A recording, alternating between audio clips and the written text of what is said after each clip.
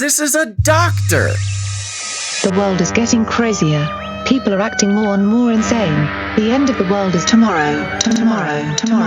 There's only one thing to do when the world is falling apart. Listen to Basil and Gonz as they discuss this week's news and events through the lens of Bible prophecy. You are listening to Canary Crime News Talk. You're listening to Canary Crime News Talk. Today is April 5th, 2021. This is episode 320. And today, Mammon Exposed.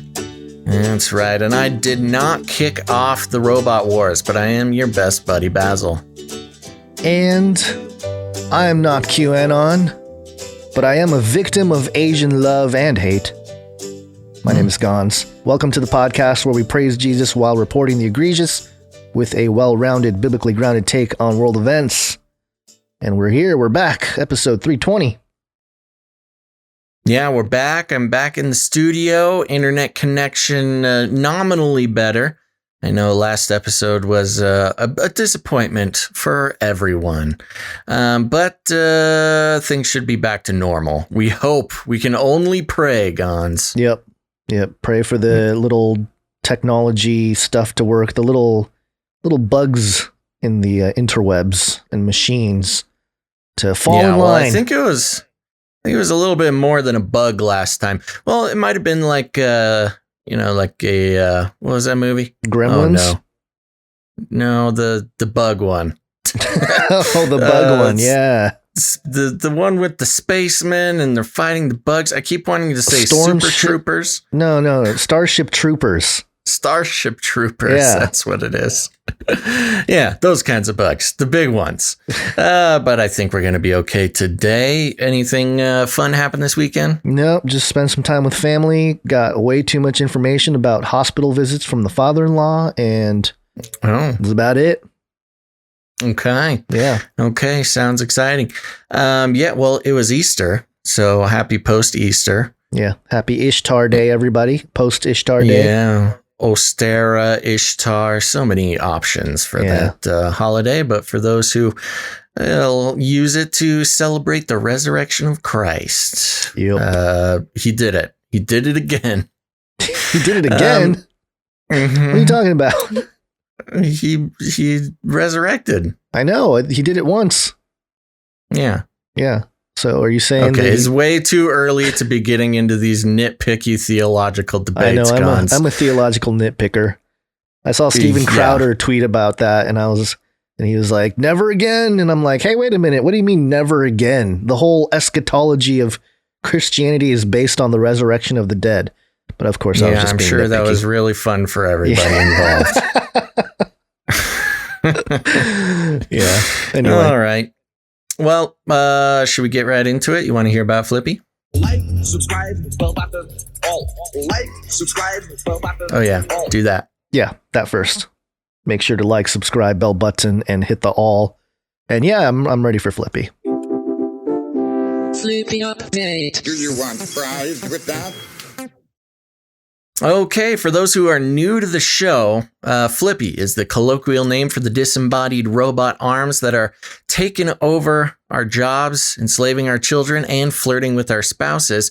We use talking about Flippy as an opportunity to explore all the new, fun, and exciting ways that robots are taking over the world, and there's nothing we can do about it. But today, Gonz, it seems like some people are getting a jump start on the robot wars. This is coming from wonderfulengineering.com. Wonderful Engineering.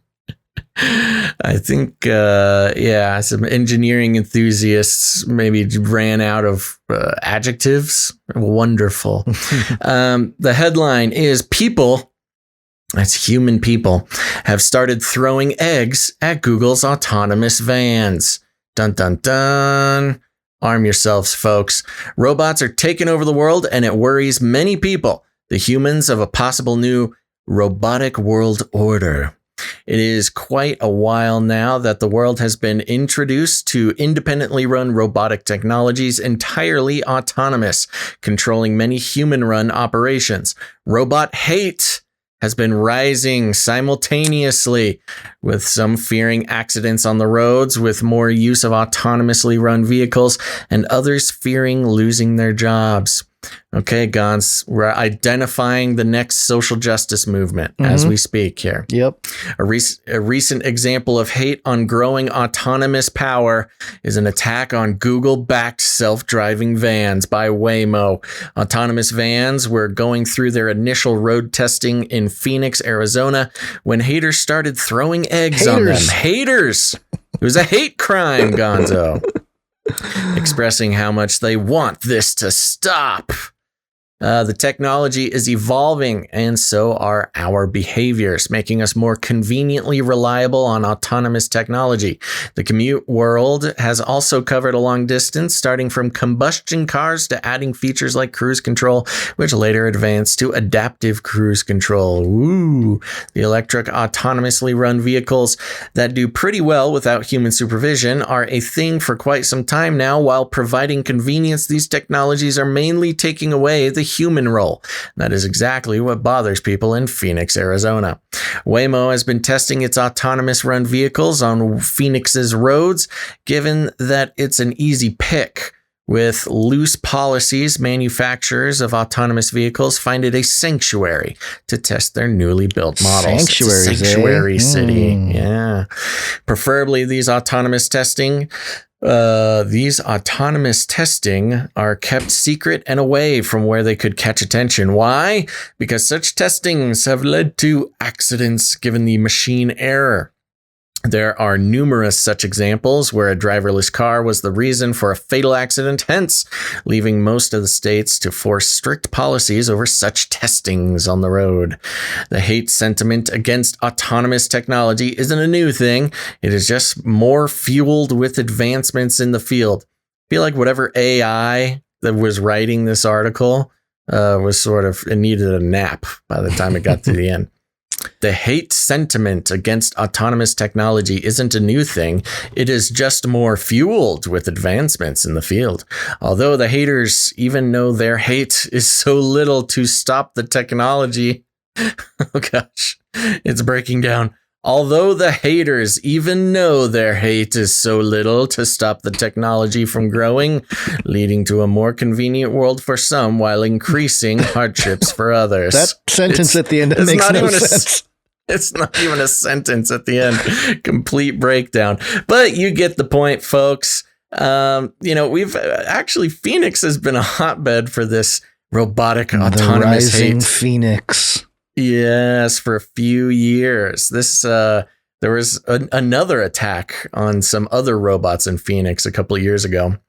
This is where the war kicks off. But there you go.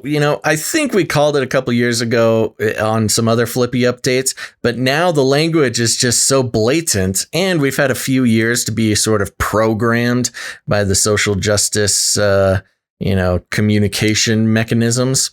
That you throw in robotic world order. So you got to allude to the crazy, conspiracy theory Q crowd, which of course connects to racists and Trump, and then make sure to throw in the term robot hate.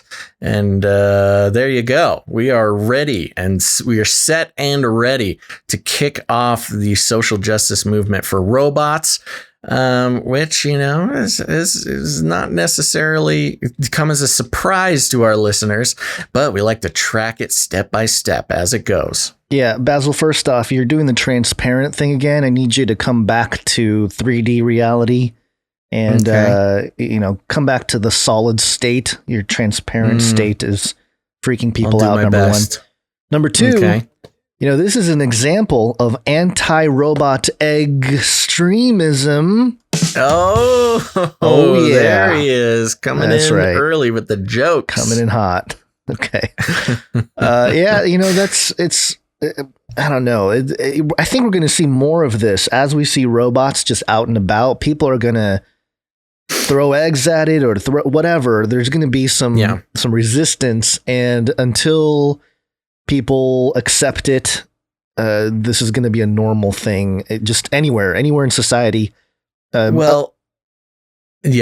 No, I Sorry. was just going to say, unless you have these hubs where, that's kind of the known thing. Like, oh, we have this robot bar where this robot serves drinks. Well, people aren't going to go in there and like, well, maybe people will go in there and just to hate on the robot and throw eggs at it.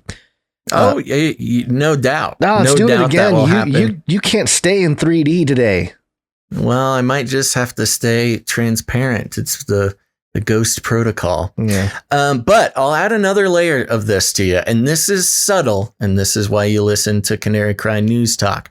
Now, as is common with much of many social justice movements, it's kind of a retargeting away from larger organizations or systems towards the identity of individuals involved. So, where governments and companies can kind of get the heat off of them and their corrupt systems by blaming it on things like racism or misogyny or whatever, which shifts the blame from systems and organizations to individuals that they can label as racists or misogynists or roboticists or whatever. We had the same thing happening here, because in the second paragraph here, a recent example of hate on growing autonomous power is an attack on Google-backed self-driving vans by Waymo. I think a big part of the possibility of the motivation of these people, now I'm speaking like whatever AI wrote this thing, it feels like Google is being attacked by Google haters. But for PR reasons and to shift the blame off of, a big evil corporation that's taking advantage of each and every one of us on a daily basis, saying, no, it's not about Google. It's about robot hate. It's about these people just hate robots. They couldn't possibly hate Google. Let's shift it on to some robot identity politics. Yeah. You're doing it again. I think Google, I think there was a case. I just saw a story that we're not going to report necessarily, but basically, Google won a case about fair use or with fair use because Oracle or somebody sued them for using some of their technology or something like that. And Google got off by, just with the fair use thing. But, what? Just saying how Google, kind of like China, uses people's technology to just do what they will, whatever they want to. I think they were using something that Oracle, the company Oracle has, and Oracle sued Google, and the judges or whatever took side with Google because fair use, number one, but also maybe they're scared of Google, of what they can do to retaliate. Interesting. Yeah, it's always possible. But I think I figured out another aspect. Plus, Google has the judge's entire search history. That's what I'm saying. Yeah, that's part of the issue. Is anytime Google gets into some heat in the courtroom, they can do some kind of talk threat. about a blackmail operation. Yeah. The other thing I might have figured out, maybe there are people that are going to TP a lot of these robots in the future. And that's why we're seeing a lot of the, toilet paper shortage kind of narratives, because they just don't want people wasting toilet paper on these robots. So, they just make it taboo to toss around can't toilet arm paper. the people. Yeah. I might have to do I'm going to do your stand-in just so there's something there for people to look at other than your transparent. I'm looking at it. I look like a cool ghost. There's nothing wrong with that. Yeah, you'll be I think as far as technical disasters go, it's minute. Pretty minor. Yeah.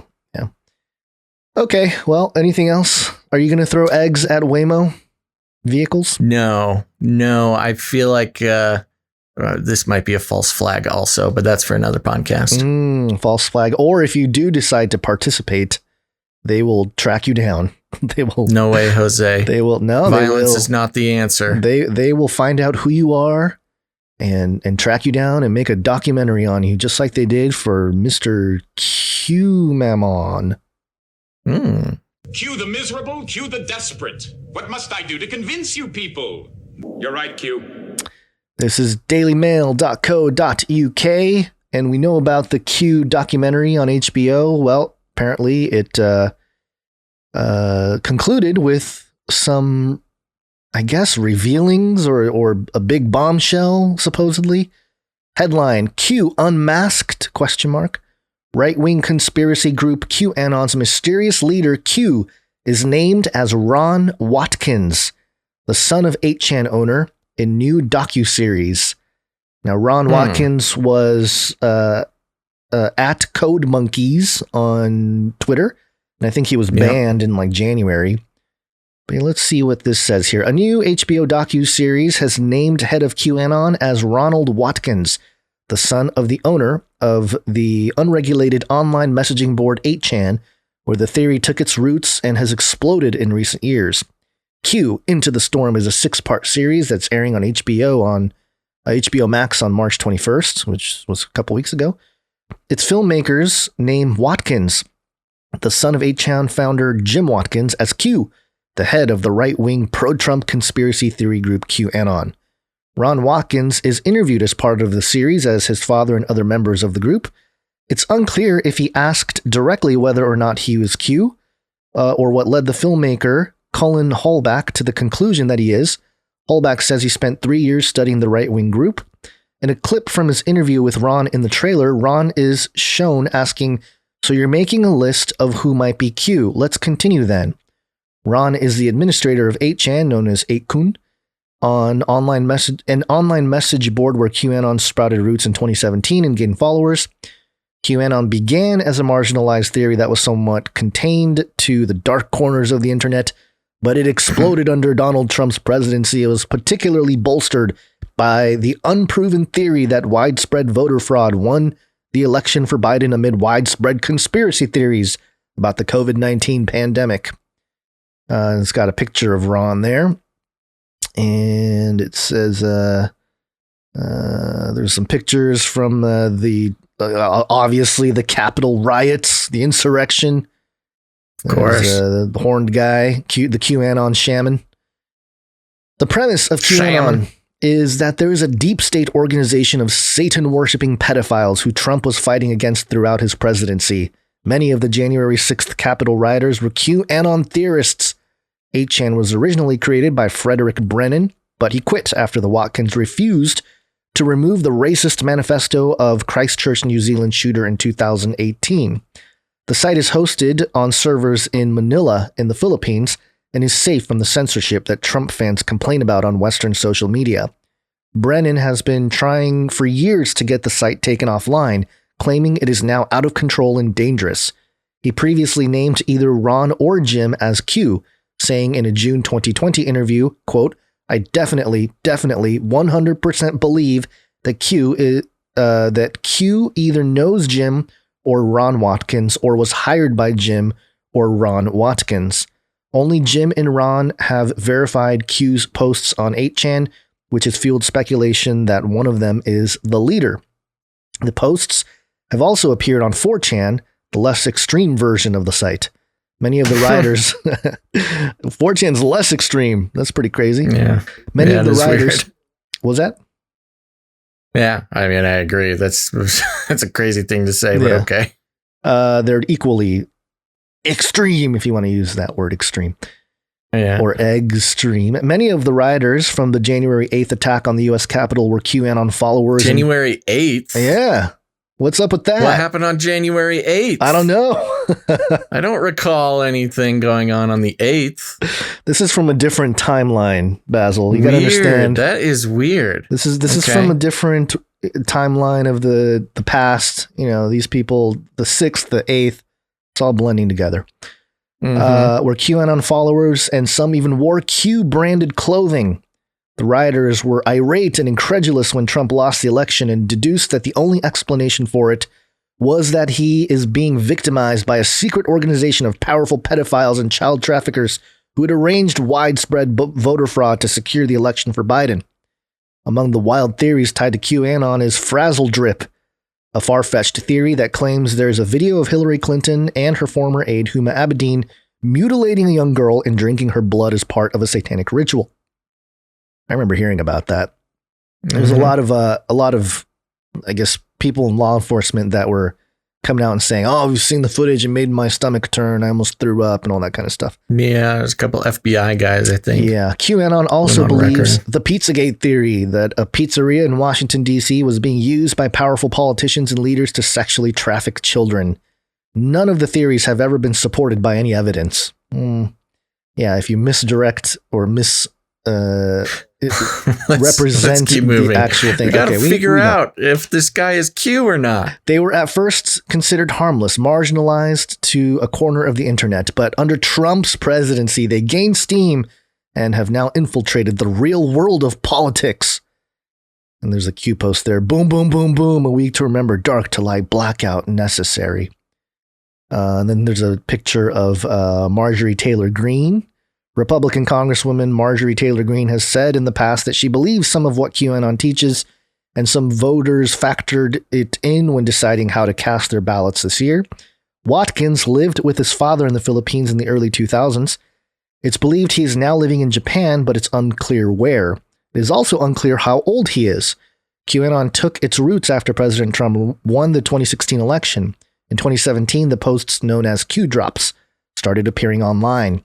They claimed that he was fighting back against the deep state network of pedophiles and that the world had no idea what was really going in within the highest levels of Washington power. Q claimed to be a military source with privileged information on the matter. They never revealed their identity, nor did they give proof for any of what they were claiming. But as Trump waged war on Democrats in Washington, and as he fought endless battles with the mainstream media, the theories, which once seemed far-fetched, started gaining sympathy. In January, the theory and those who support it were deemed terror risks. And it's got like a little blurb on QAnon and Trump. Yeah. So did you watch the Q thing? Do you know, what are they talking about? Did he just come out and say, no, "I am Q"? No, he did not. No, he did not. Now I have the clip that people were sharing around from the documentary, the HBO series. And basically, Watkins is being interviewed by the guy who made the film. I can't remember his name. What's his name? I don't know. Colin Holback. And Ron says some interesting things here, and the context is somewhat important because they were asking. I think he was being asked about what he was doing, online with 8chan and all that kind of stuff. And here is his response. Here's the clip for those watching, and you can listen to it too. Something shocking. Ron hadn't just been participating in Q research. It sounded like he was leading it. Yeah, so thinking back on it, it was basically 3 years of intelligence training, teaching normies how to do intelligence work. It's basically what I was doing anonymously before, but never as Q. See that smile? Ron had slipped up. He knew it, and I knew it. And after 3 tireless years of cat and mouse, well...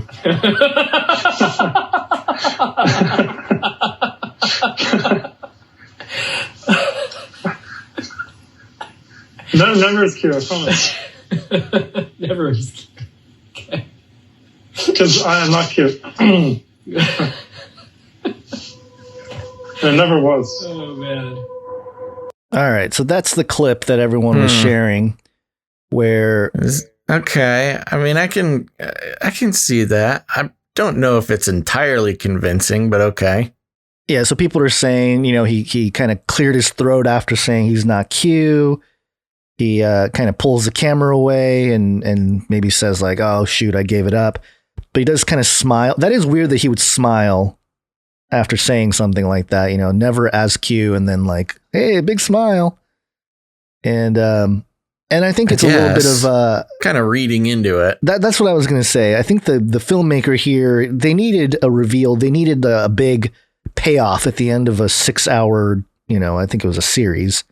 So, of course, Ron Watkins is going to be nailed here because of this interview.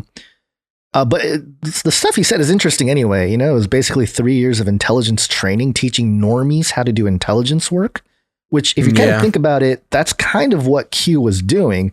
All these people, the digital warriors and whatever they were called, all doing research online and, coming to help out the whole movement and whatnot. And he said it was basically what I was doing anonymously before, but never as Q. And so you can see how the filmmaker there, Cullen, would be like, wait, what do you mean? You were doing intelligence work or intelligence training? Getting people to normies to learn intelligence work, but not as Q? That doesn't make any sense, because that's kind of what Q is people, getting all ramped up and doing what intelligence work would do. Yeah. Well, the interesting thing with this is that it presupposes that Q is one guy, right, and always has been one guy, and as we know, whether or not Q is one person or not, the Q movement has been co-opted by so many different movements. Sorry, movement's not the right word. Maybe demographics or communities. As we've pointed out before, you got the Christian Q, you've got the New Age Q, you've got the sort of Antifa Q, you've got there's all sorts of different Q communities that sort of latched on to the anonymous nature of what Q was posting. And there's no way to ever know if he was one guy or not. And yeah, of course, this guy spends 3 years making an HBO miniseries documentary. He needs something. Yeah, he needed something. And the most that he could come up with is this guy who obviously likes attention and is sort of a internet wonderkind type guy. It says a little, smiles after saying with these sorts of things, highly edited. You know how these documentaries are. What was that guy's name? Mike. Oh no. Who's the guy who made the Fahrenheit 9/11? Bowling for Columbine. Yeah, the guy who gets all riled up, Michael Moore. Michael Moore, right. Yeah. That was the thing with Michael Moore, is he made all these documentaries that had such, extreme conclusions, and he would catch people saying things and yada, yada, yada. And then later on, he got busted for just being very good at editing and taking comments out of context and stuff like that. Not to say that the guy, was a total fraud, but he did publicly get caught. Doctoring is not the right word, but just using very clever editing. Yeah, very clever editing out of context, misrepresenting what people are saying. And it's just so easy to do, especially if you've got the credibility of having an HBO deal. Right. Then, it just kind of is what it is. So anyways, maybe I am sure that this guy, Ron, I'm sure he has made posts that are attributed to Q. But to say that he is solely responsible for the entire movement, I think is misleading, and also just, good PR so this guy can get another HBO deal. Yeah. And if we look at the history, there was obviously, Q's first few posts were on 4chan, and then I remember there was a big hubbub, and then it all moved to 8chan. And so, he was obviously there when that happened. Yeah, it was a hubbub. Is that like a hullabaloo? The hubbub, whatever. And so there was that whole drama. And certainly if you're behind the scenes with something like 8chan, it'd be so easy. Everything is anonymous. That's the thing. Anybody can post as Q, anonymously if you know what you're doing. So yeah, that's one of those things where did he or did he not? Who knows? Does it matter? Well, it will matter if law enforcement decides to do something about anybody who was involved in it. There's some. I think we have. Do we have some stories about that? I think we might have some January 6th stuff. Yeah, I think we do coming up here in the politics or January 8th apparently now. January 8th. Yeah, I guess it's part of the narrative of, hey, anybody involved with the insurrection is going to be legally, they're going to be, people are going to go after them legally or whatever. If that's the case, and then they go after this guy, then sure, he might have a reason to push back on something like this.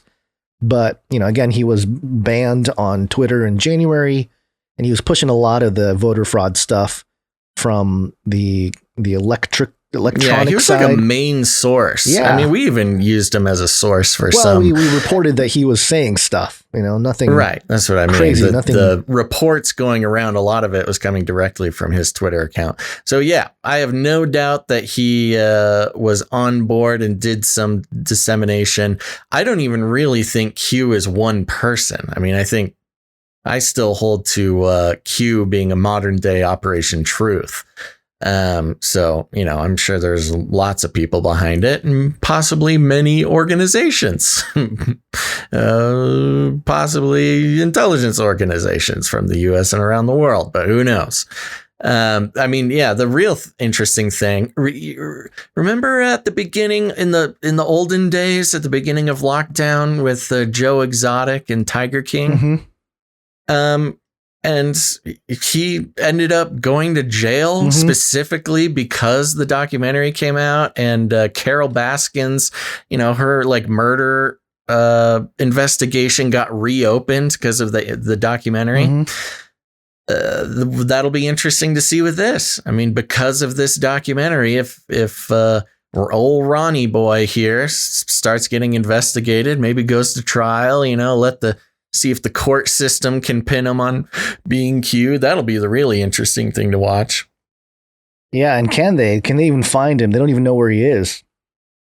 Somewhere in Japan, hiding out. I mean, whatever. But I guess that's just the way things are going to be from in the new world order. And instead of things happening in a court of law, it's just going to be make documentary, then bring him to court after they're found guilty. Interesting how the court of public opinion has become so much more powerful over the past 4 years. Yeah. Well, we'll see if anything comes out of this, but I don't know. It seemed like I saw a lot of people sharing this clip on Twitter, like, oh, it's we figured it out. Got him. Yeah, but again, I don't think it's that simple. I think you're right that it's more of an intelligence operation, and maybe he was paid to perpetuate it, perhaps. Who knows? Yeah, I mean, maybe he's involved. He might be involved in some way, but why would you even be interviewed? If you really wanted to conceal the fact that you might be involved, or is it... The other side of it is like with serial killers and stuff, part of them maybe wants to get caught. Right. Or, maybe that's part of the plan. Trust the plan, Gons. They got to pin it on somebody. Yeah. Or else everybody will realize that it was the CIA the whole time. Right. Yeah. But the other part of it too is, Fall guy. This guy likes attention. He got his Twitter taken away. It could very easily be like, hey, I'm going to hint at it as a joke to get attention kind of thing too. You never know. But I don't know. I don't think it really matters in the end. I think this is more of a somewhat of a PR stunt to get people to watch Q Into the Storm and to support the narrative that everybody who was part of the insurrection on January 6th/8th is a crazy conspiracy theorist, right-wing extremist. And, so you can just shut him down. I think that's the ultimate plan here for this whole operation, is to bring people down. Is. Yep. All right. Well, should we talk about the Waccine a little bit? Waccine.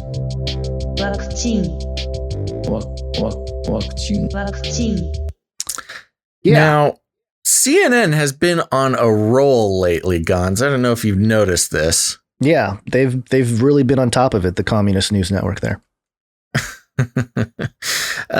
So I don't know where to start. I guess we can start with this CNN.com CNN business. Yeah, I'm going to play some of this because the headline here is research exec, far right groups pushing vaccine as mark of the beast. Ooh, And there's some research exec got paid millions of dollars to go onto Facebook. misinformation virus, and on the bottom subtext here, QAnon, Proud Boys, and other groups spread vaccine misinformation. And I'm not going to play the whole thing. I'm just going to play part of this guy's response here. Let's hear what he has to say. This is, what's the guy's name? Let me see. Devin Burgart for the Institute for Research and Education on Human Rights. Here's what he says. That are resonating within it. It's an incredibly diverse coalition. It's one of the most diverse we've seen in quite some time. For one thing, this movement right now has attracted a lot more women to it than it has before. He's talking about QAnon, by the way. Or I think QAnon is part of the anti-vax thing, but yeah. It breaks down pretty much all the stereotypes we have about those involved in far-right activity. They're more likely to be employed. They're more likely to be of upper income. They're more likely to be women. And they're more likely to have a higher degree of education. So those are big changes that we're paying really close attention to. And as a result of that, the kind of plethora of propaganda that they've used has also changed as well.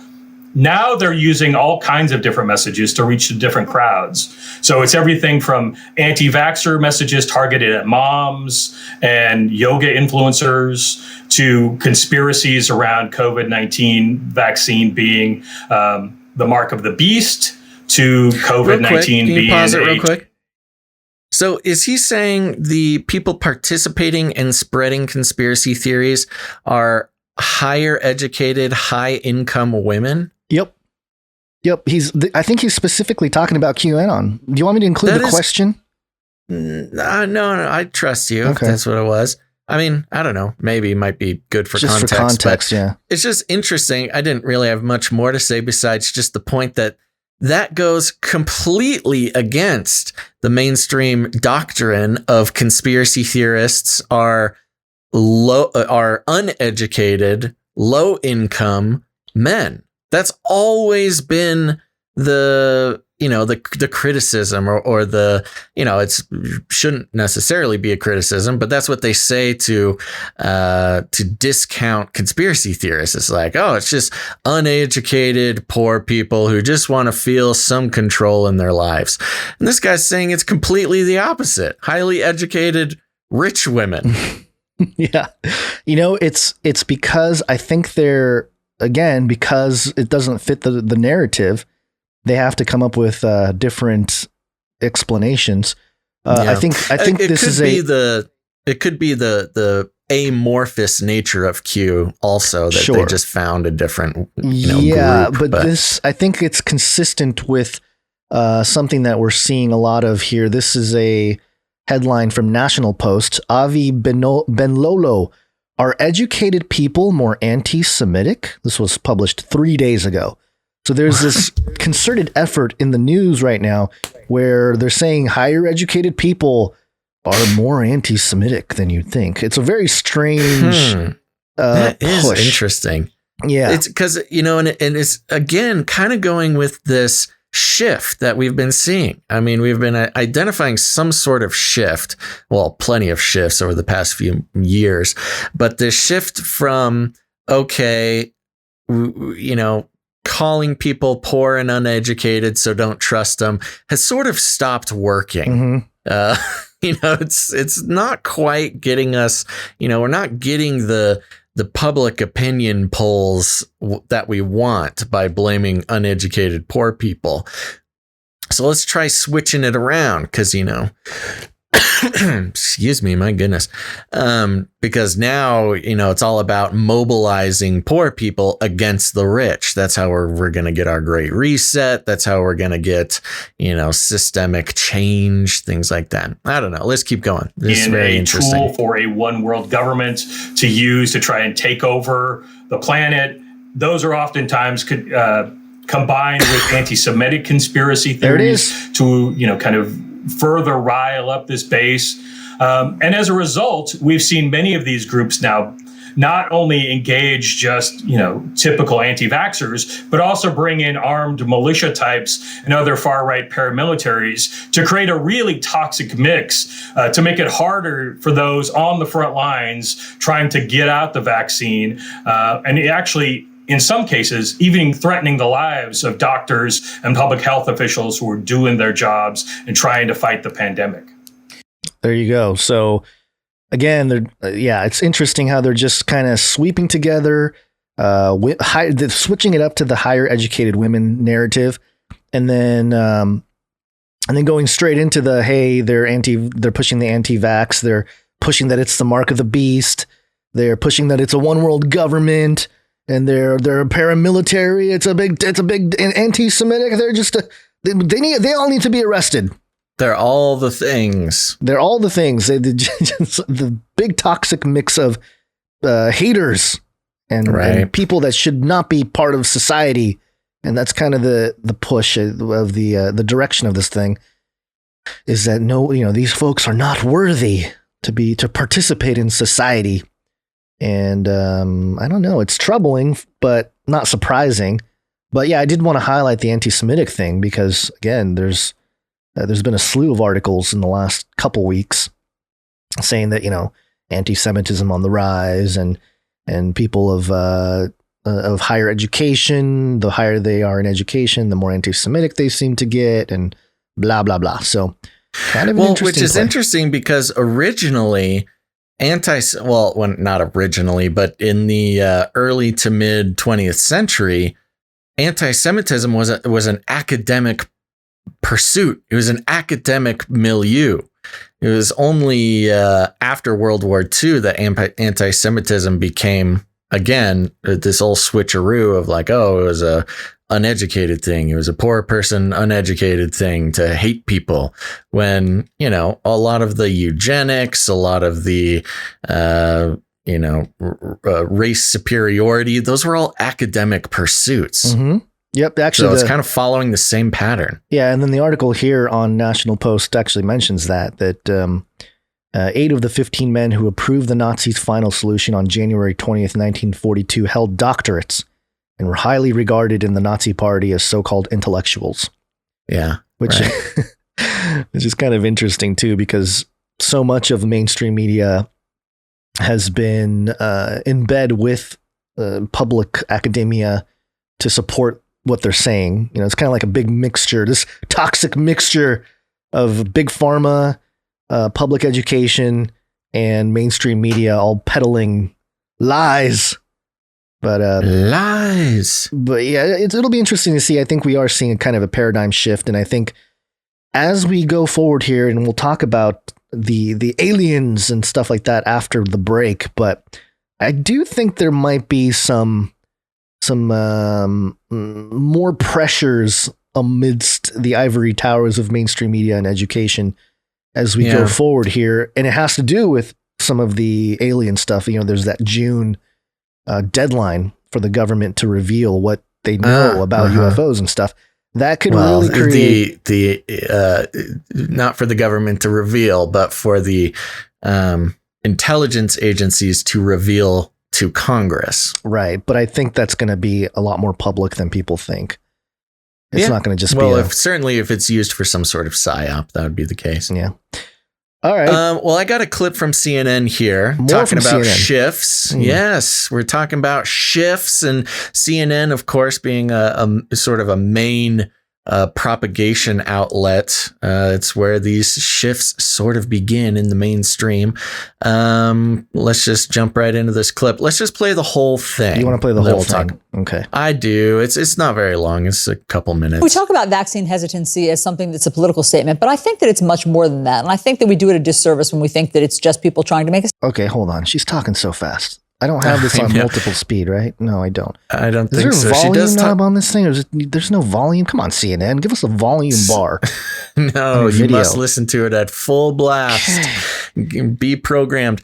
I will say, since it is kind of long, it's a minute 50. Jump in. It's a minute 50. Just jump in and say stop at certain points so we don't have to go back. Everybody loves waffles. Talk about vaccine hesitancy as something that's a political statement, but I think that it's much more than that. And I think that we do it a disservice when we think that it's just people trying to make a statement.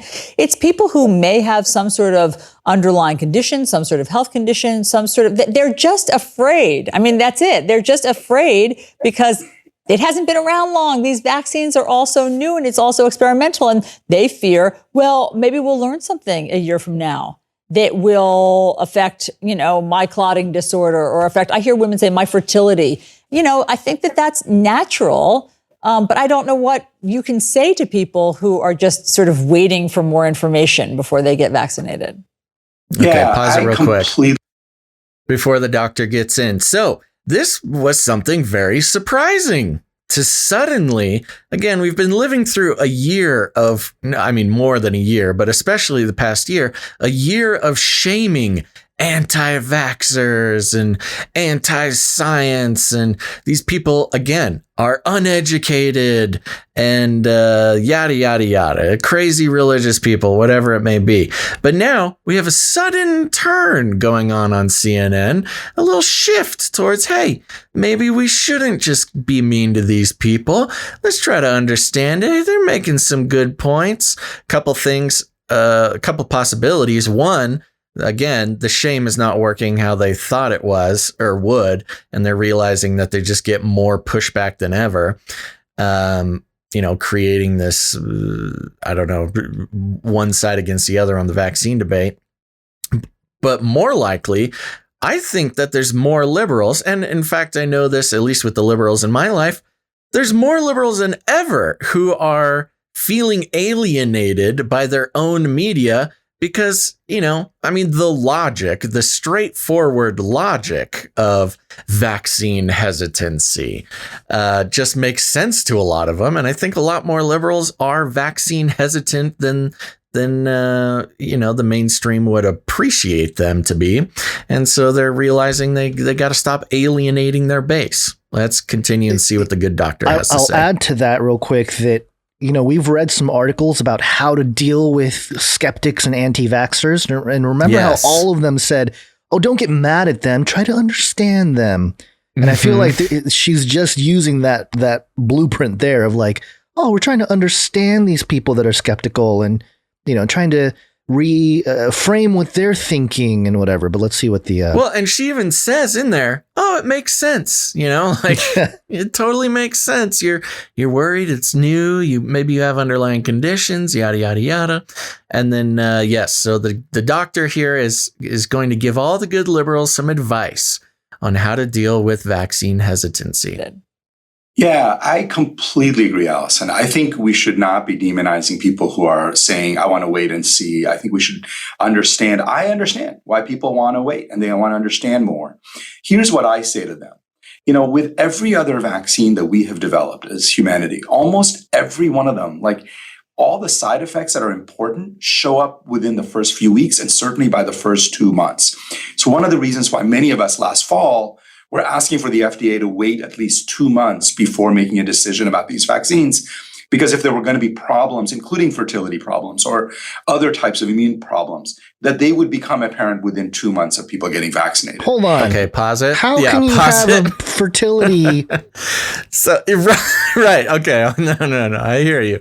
So first of all, he's saying, in our human history of creating vaccines, we've always figured out if there are going to be problems within the first few weeks to the first few months.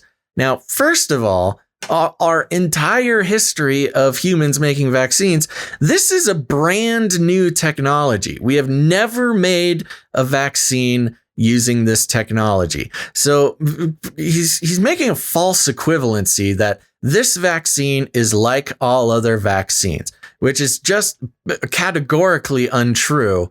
But he is saying, hey, so all the other vaccines work, so these ones should too. We're totally fine.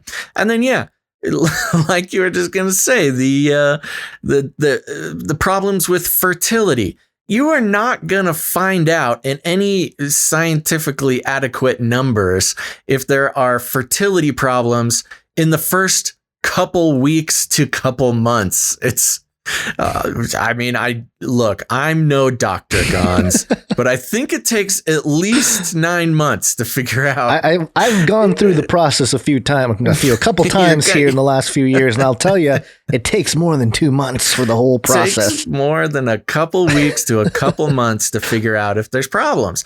Now, of course, you can figure out if there's fertility problems before, you take a baby to full term. But either way, even if you're trying to have a child, it is very common for it to take longer than 2 weeks to 2 months for many couples.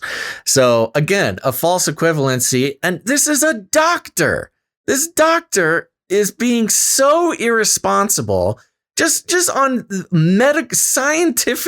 a medically scientific basis. He's just spouting nonsense. But okay, we gotta have more empathy, more sympathy for the vaccine hesitancers. Yeah, and for anybody who wants information in their research, I did find a CDC.gov historical vaccine safety concerns list, again, straight from the CDC. Links are in the description or actually not in the description. They'll be at canarycrynewstalk.com, hyperlinked there for this episode 320. But just to read them off real quick here. Cutter incident 1955, simian virus 1955 to 1963, swine flu vaccine and Guillain-Barré syndrome 1976, hepatitis B vaccine and multiple sclerosis 1998, rotavirus vaccine and intussusception, I think that's how you say it, 98 to 99, GBS and meningococcal vaccine to 2000. Meningococcal. 2005 to 2008, HIV vaccine recall, 2007, H1N1 influenza vaccine and narcolepsy, 2009-2010, porcine circovirus in rotavirus vaccines, 2010, and HPV vaccine recall, 2013. So, yeah, there's a list there, and then, none of these really go into the nitty-gritty details of how long it took for people to realize something was wrong, or how long before the recall. I'm guessing it was more than a couple weeks. Maybe it was a couple months. I don't know. You got to look into each one of these and dig in. But well, who knows? I mean, it was a totally different thing. Completely different technology to begin with. But okay, let's see. Not just a different vaccine for a different disease, an entirely different technology. Yeah, let's see what else he says here. That's what the FDA waited for. We didn't see those. Now we've got 104 million Americans have gotten a shot. We're not seeing complications in any meaningful numbers. And all of that, to me, is extremely reassuring. And I think that's the message we got to keep giving people. 165 million Americans. Yeah. 165 million doses. Sure. Okay, then they just kind of go off into whatever. 165 million. Correct you, doctor. Yeah. So what he said there was, we haven't seen any negative side effects in any meaningful numbers. Okay.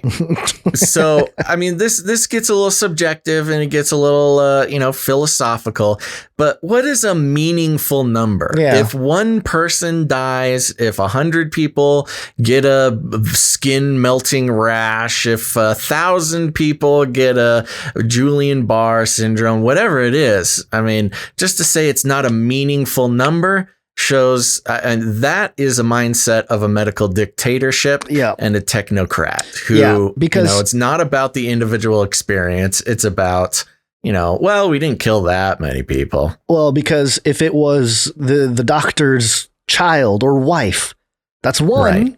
But it would be, I would hope, meaningful. If something happened and they got the vaccine. So, and then, to use his own logic, I'm using the doctor's logic now. The death rate for COVID-19, I believe, is still significantly under 1% of infection rate. Yeah. I believe. I have not rechecked those numbers, but deaths have only gone down over the past few months. I'm assuming that the death rate is still under 1%. That might be considered a lack of a meaningful number of deaths from actually catching the disease. So again, it's this medical dictatorship, this technocracy, this we don't actually care what we say as long as it convinces people to take the vaccine mentality. And if something happens to you, don't worry. It's not a meaningful number to us. Oh, but also you can't sue anybody. You can't get any compensation. If something bad happens, you're just, it's too bad for you. Well, I think we know everybody that appears on CNN. They are scum. And moving on here. Let's see. Oh, something going on out there. This is one more from CNN. This is CNN politics, but it kind of, politics and the Waccine stuff kind of overlap now. So it's always a little difficult to figure out where to place things. US government moves AstraZeneca out of vaccine plant that suffered contamination. And we talked about the contamination issue with AstraZeneca in the last episode. The federal government. I think that was Johnson & Johnson, wasn't it? I think they have both. It says here, federal government has moved to stop any further risk of contamination at a Baltimore contract vaccine manufacturer where 15 million doses of Johnson & Johnson vaccine were spoiled last month, telling rival drug maker AstraZeneca it must move its production from the plant and find somewhere else to make its vaccines. Oh, they're making it in the same plant? What? Collusion number one. Number two, this is take out two birds with one stone. If you're Pfizer, they're like, they're in the same warehouse. Let's just sabotage both of them at the same time. It's a white label vaccine. The Emergent Biosolutions plant in Baltimore was making coronavirus vaccines under contract to both Johnson & Johnson and AstraZeneca. Last month, a batch of Johnson & Johnson quote-unquote drug product failed quality control and was taken out of production. Both J&J and Emergent have said the government has directed Johnson & Johnson to fully take over its vaccine production at the plant. An administration official told CNN Saturday the company confirmed it was taking tighter control of the production process. So they were subcontracting their manufacturing. They weren't even involved in the manufacturing process. And you would hope that these jabs that they're manufacturing to be distributed to millions of Americans, that they have a good tight control over the production process. No. This was a real hands-off operation with J&J. Yeah, this is not good. And but again, is this another sabotage situation? And the ham sandwich fell in the vat. Yeah, I'm waiting for I'm waiting for some kind of supervillain to come out of one of these plants. Yeah. How the Joker fell into the thing of acid. Character. Unfortunately, it's probably not some sort of supervillain. It's just some businessman who's trying to cut corners on a mandatory vaccine or soon to be mandatory vaccine. All right. Wow. Well, this plot just keeps thickening. AstraZeneca, Johnson & Johnson, both subcontracting, hands-off manufacturing to Emergent Biosolutions plant. Drop the ham sandwich in the vat. All right. I'm getting a good picture of this whole situation. Yeah. And let me, let's just, I know the order of it's a little messed up for you, Basil, from the list we have here, but let's skip to the Johnson & Johnson story real quick from Wall Street Journal. While we're at it. I can't get the whole article, and my little hack didn't work to get around the paywall. I think I have it unless a paywall pops up here, but this is just a real quick one. No need to go too deep into it. But Wall Street Journal, the headline is Johnson & Johnson's COVID-19 vaccine emerges as preferred shot for homeless. It's Johnson preferred for the homeless. It's preferred. They have preferences. That old saying that beggars can't be choosers? Not so much with the vaccine. So. Johnson & Johnson's COVID-19 vaccine has found a niche among organizations that work with the homeless, who say the one-dose shot is better suited for a population that can be difficult to reach twice. The U.S. homeless population has soared during the pandemic. Shelters have become a source of spread as experts puzzle over how to stem stubbornly high infection rates despite an aggressive national vaccine rollout. Interesting note here. See how they specifically mentioned shelters have become a source of spread. There, we've covered it pretty much the whole year. Notably low spread through the homeless who are not in shelters because they're outside. They're just doing their thing and have somehow avoided the brunt of the COVID-19 virus. It's only until they go into the shelters that they start getting it. You know what? It goes into a whole long story, but the wrap up is because Johnson & Johnson only needs one dose, and they don't have to ask homeless people to come back and keep a schedule and show up for the second dose. They're just giving them the Johnson & Johnson, but I don't know if it's a coincidence. I don't know if it's just a product of the market. You know, the Johnson & Johnson is kind of like the food for less version, the value, the value dose, where it's a little bit cheaper. You only need one dose, but it's also the one that is subcontracted for manufacturing in a loosely monitored manufacturing plant. Yeah. Well, that killed 15 million doses. Well, that's kind of got J&J in trouble. That's kind of the feeling I'm getting, which is, well, there could be some issues with this one. Let's just give it to the homeless, you know, because who cares if the homeless there die? You go. I mean, really, though. Yeah. Like, geez Louise. I mean, that could literally be the conversations taking place in the back room. Like, oh, what are we going to do about this homeless situation? Well, if we check out this idea, give him the Johnson & Johnson, and PR is great because, hey, we're giving the homeless people an opportunity to be safe from the pandemic. Yeah, but then if they die, then, hey, we get the cleaner streets. Yeah, and there's more homeless than ever. And give them the cheap one, the one that doesn't need to be kept at minus 200 degrees or whatever it is. Negative 80, I believe it was. Yeah, so there you go. It kind of you can load it up into a little lunchbox and send out some volunteers and one jab and they're good to go. Who cares about quality control? And the logic, too. It's like, oh, it's hard to find homeless people twice. If they really wanted to find people. Yeah, I mean, I think that is true. I just don't think, you know, they got other things to worry about. Yeah, I don't know. Well, anyway, let's just keep going here. There's a couple more stories that I want to cover here. This next one, sorry, I'm skipping around from the order of things there, but this one is from woodtv.com. 2 groups tend to report more COVID vaccine side effects. This is why. They're doing some profiling here. Headaches, chills, fever. These are just a few of the side effects some have reported after getting the Moderna or Pfizer COVID-19 vaccines. Why do some people experience more side effects from the vaccine than others? We don't quite know, says Stanford University infectious disease physician Ann Liu. What we do know are trends, and typically, women and younger people tend to report a greater intensity of side effects than older and male individuals. Male pride, what is it? What's the patriarchy at play again? Quote, that's not to say they have more symptoms, however, Liu said, adding that it's possible that younger folks and women just report their symptoms with more frequency. Quote, I'm going to make a big generalization here. No. Why are we making generalizations, science person? But our culture typically discourages men from bringing their symptoms to attention, Liu said. Okay. Very scientific.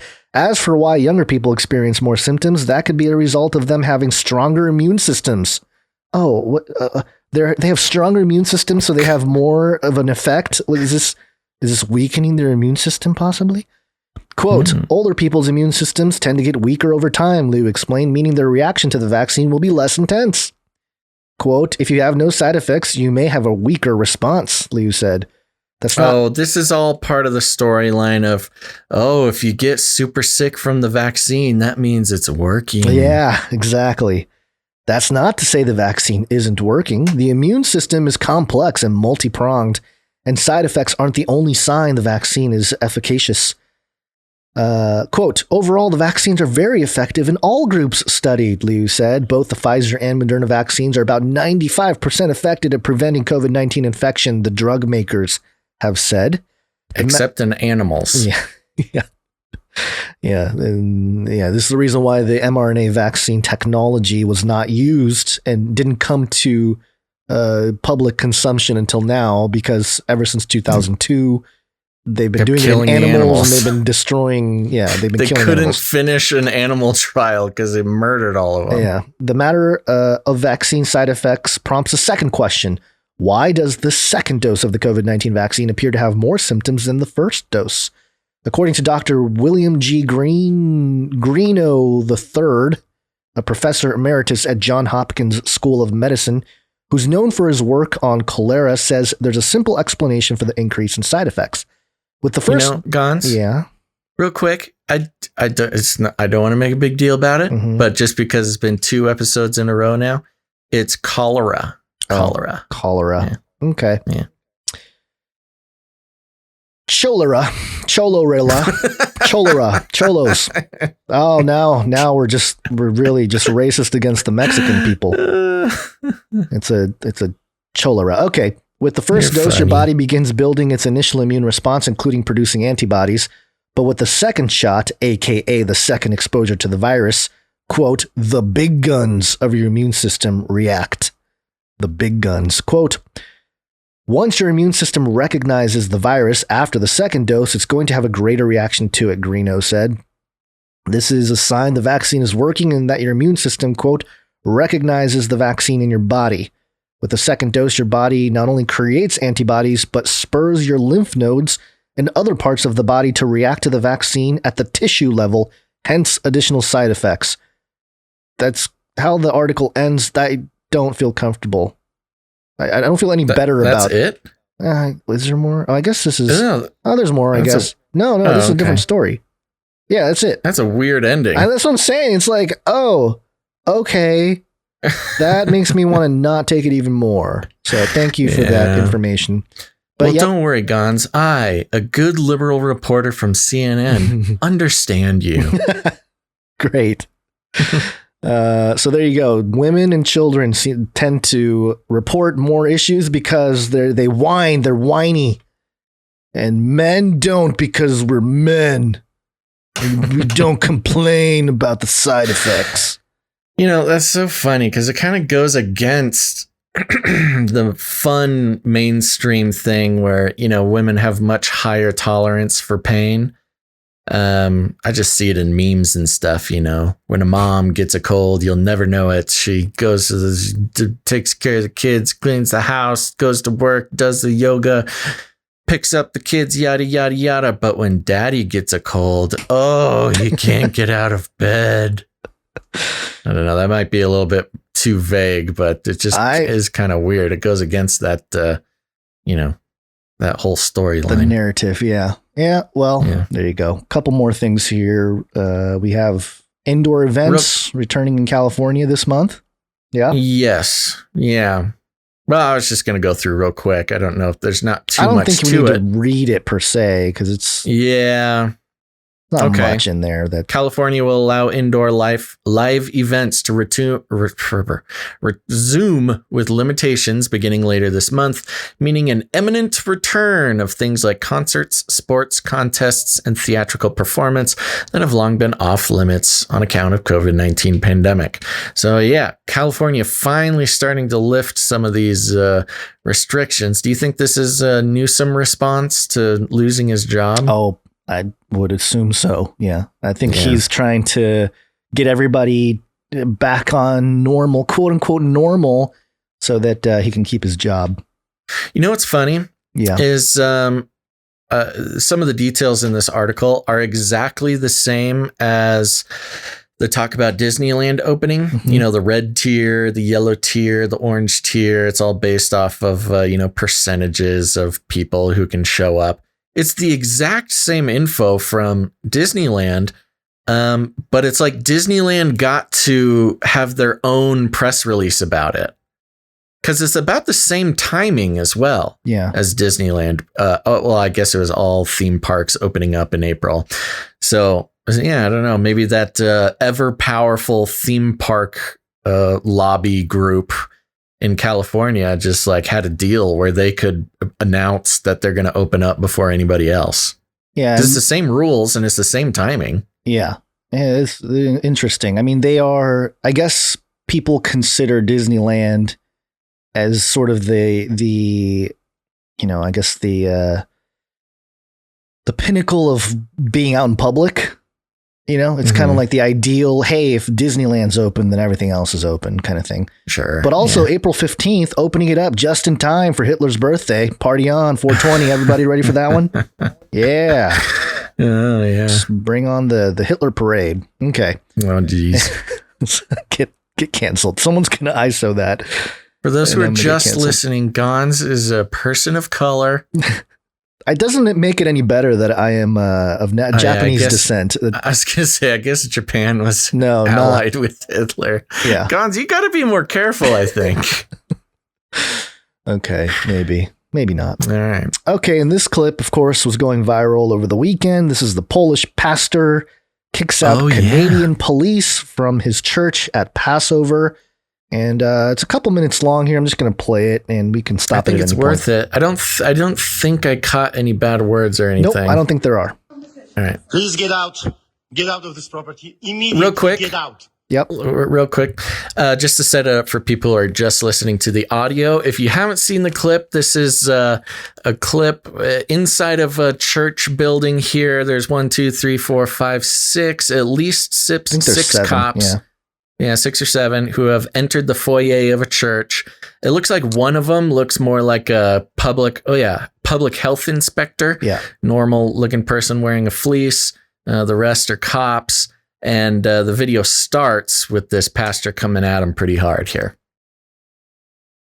Get out of this property immediately.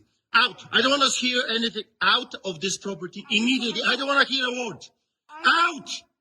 Out. Out of this property immediately until you come back with a warrant. Out. Out. Out. Out. Out. Out of this property. They're not really moving. They're kind of just standing around. Immediately go out and don't come back. They're finally starting to move away. Not a word. Out of this property. Out of meandering. This property. Immediately out. I don't care what you have to say. Out! Out! Out of this property, you Nazis! Out!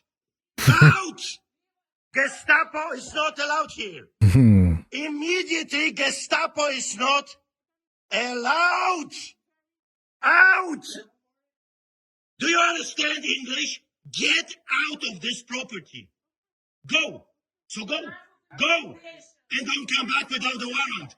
Out, Nazi. Out! Out! You understand? Nazis are not welcome here. Out. And don't come back without a warrant. Do not come back without a warrant. You understand that? You're not welcome here. Nazis now they're outside. Are not welcome here. Gestapo is not welcome here.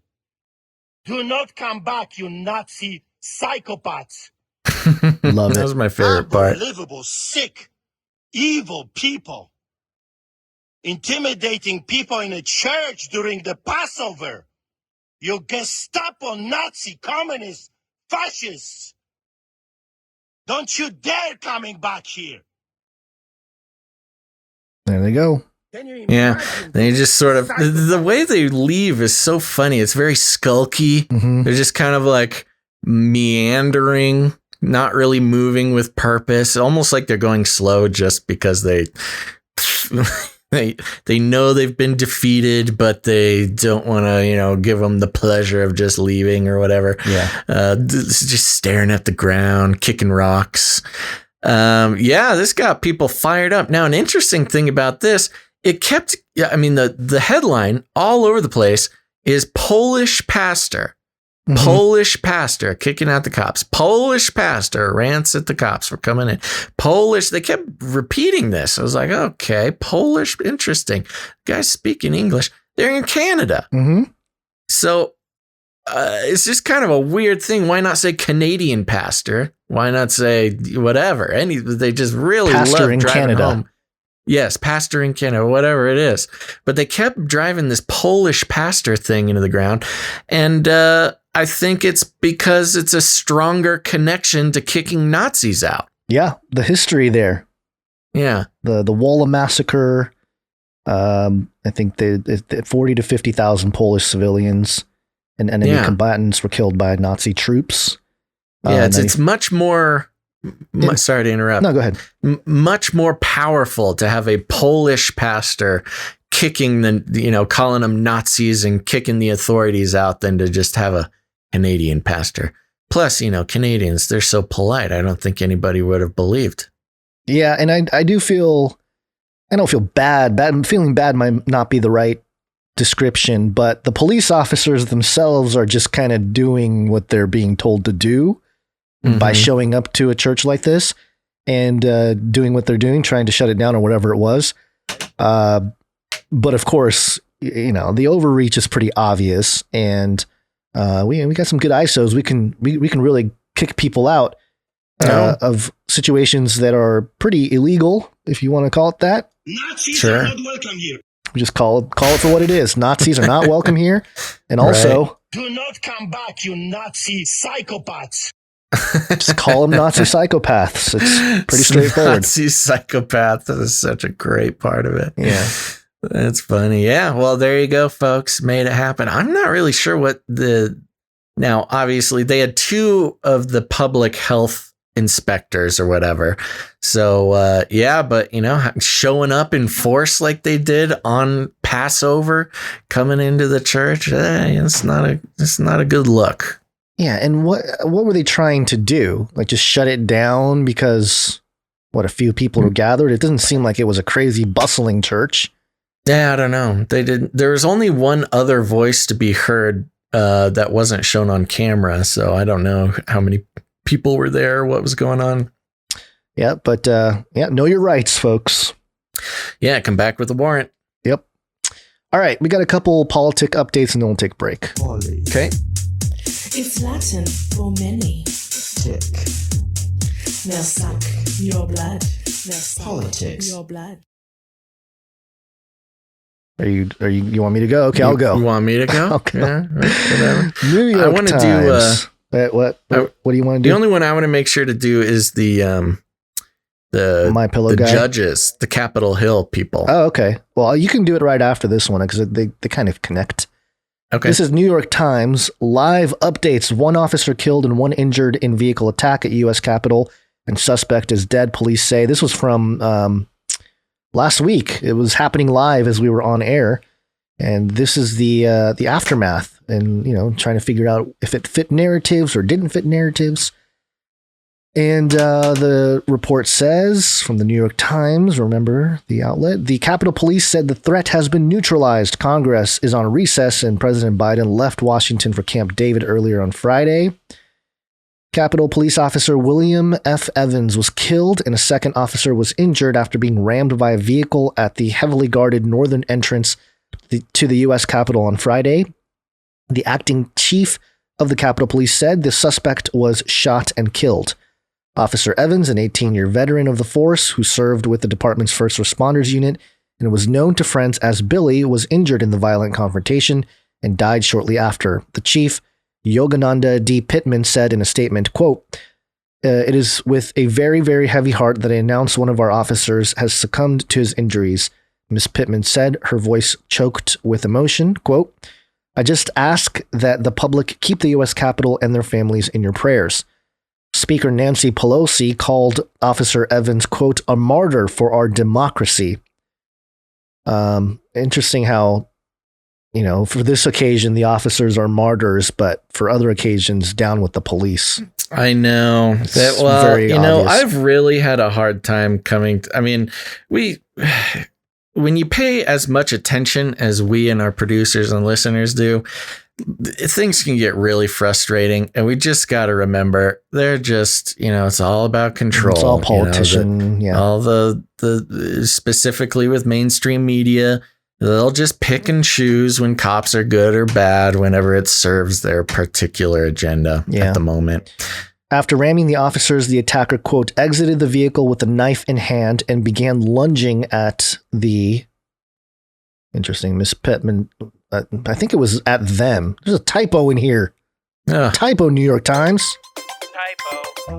Miss Pittman said at a news conference near the scene of the attack, the suspect was subsequently identified by a senior law enforcement official as Noah Green, 25, of Indiana. At least one of the officers was medevaced to the hospital, according to law enforcement officials, and a National Guard quick response team and the local police were on hand at the already heavily fortified Capitol complex. Investigators do not yet know the motive for the attack, but do not believe it was, quote, terrorism related at this time. Chief Robert Conti of the Washington Metropolitan Police Department told reporters. Ms. Pittman did not identify Mr. Green, but said that the driver had not been previously known to her agency. On his Facebook page, which has since been taken down, Mr. Green described himself as a supporter of the Nation of Islam leader, Louis Farrakhan, and said he had been struggling. That's why it's not terrorism, because it wasn't a white man. Yeah, and said he had been struggling through the last few months of the pandemic. The attack was the most serious security threat at the Capitol since the deadly January 6th riot that injured dozens and killed 5.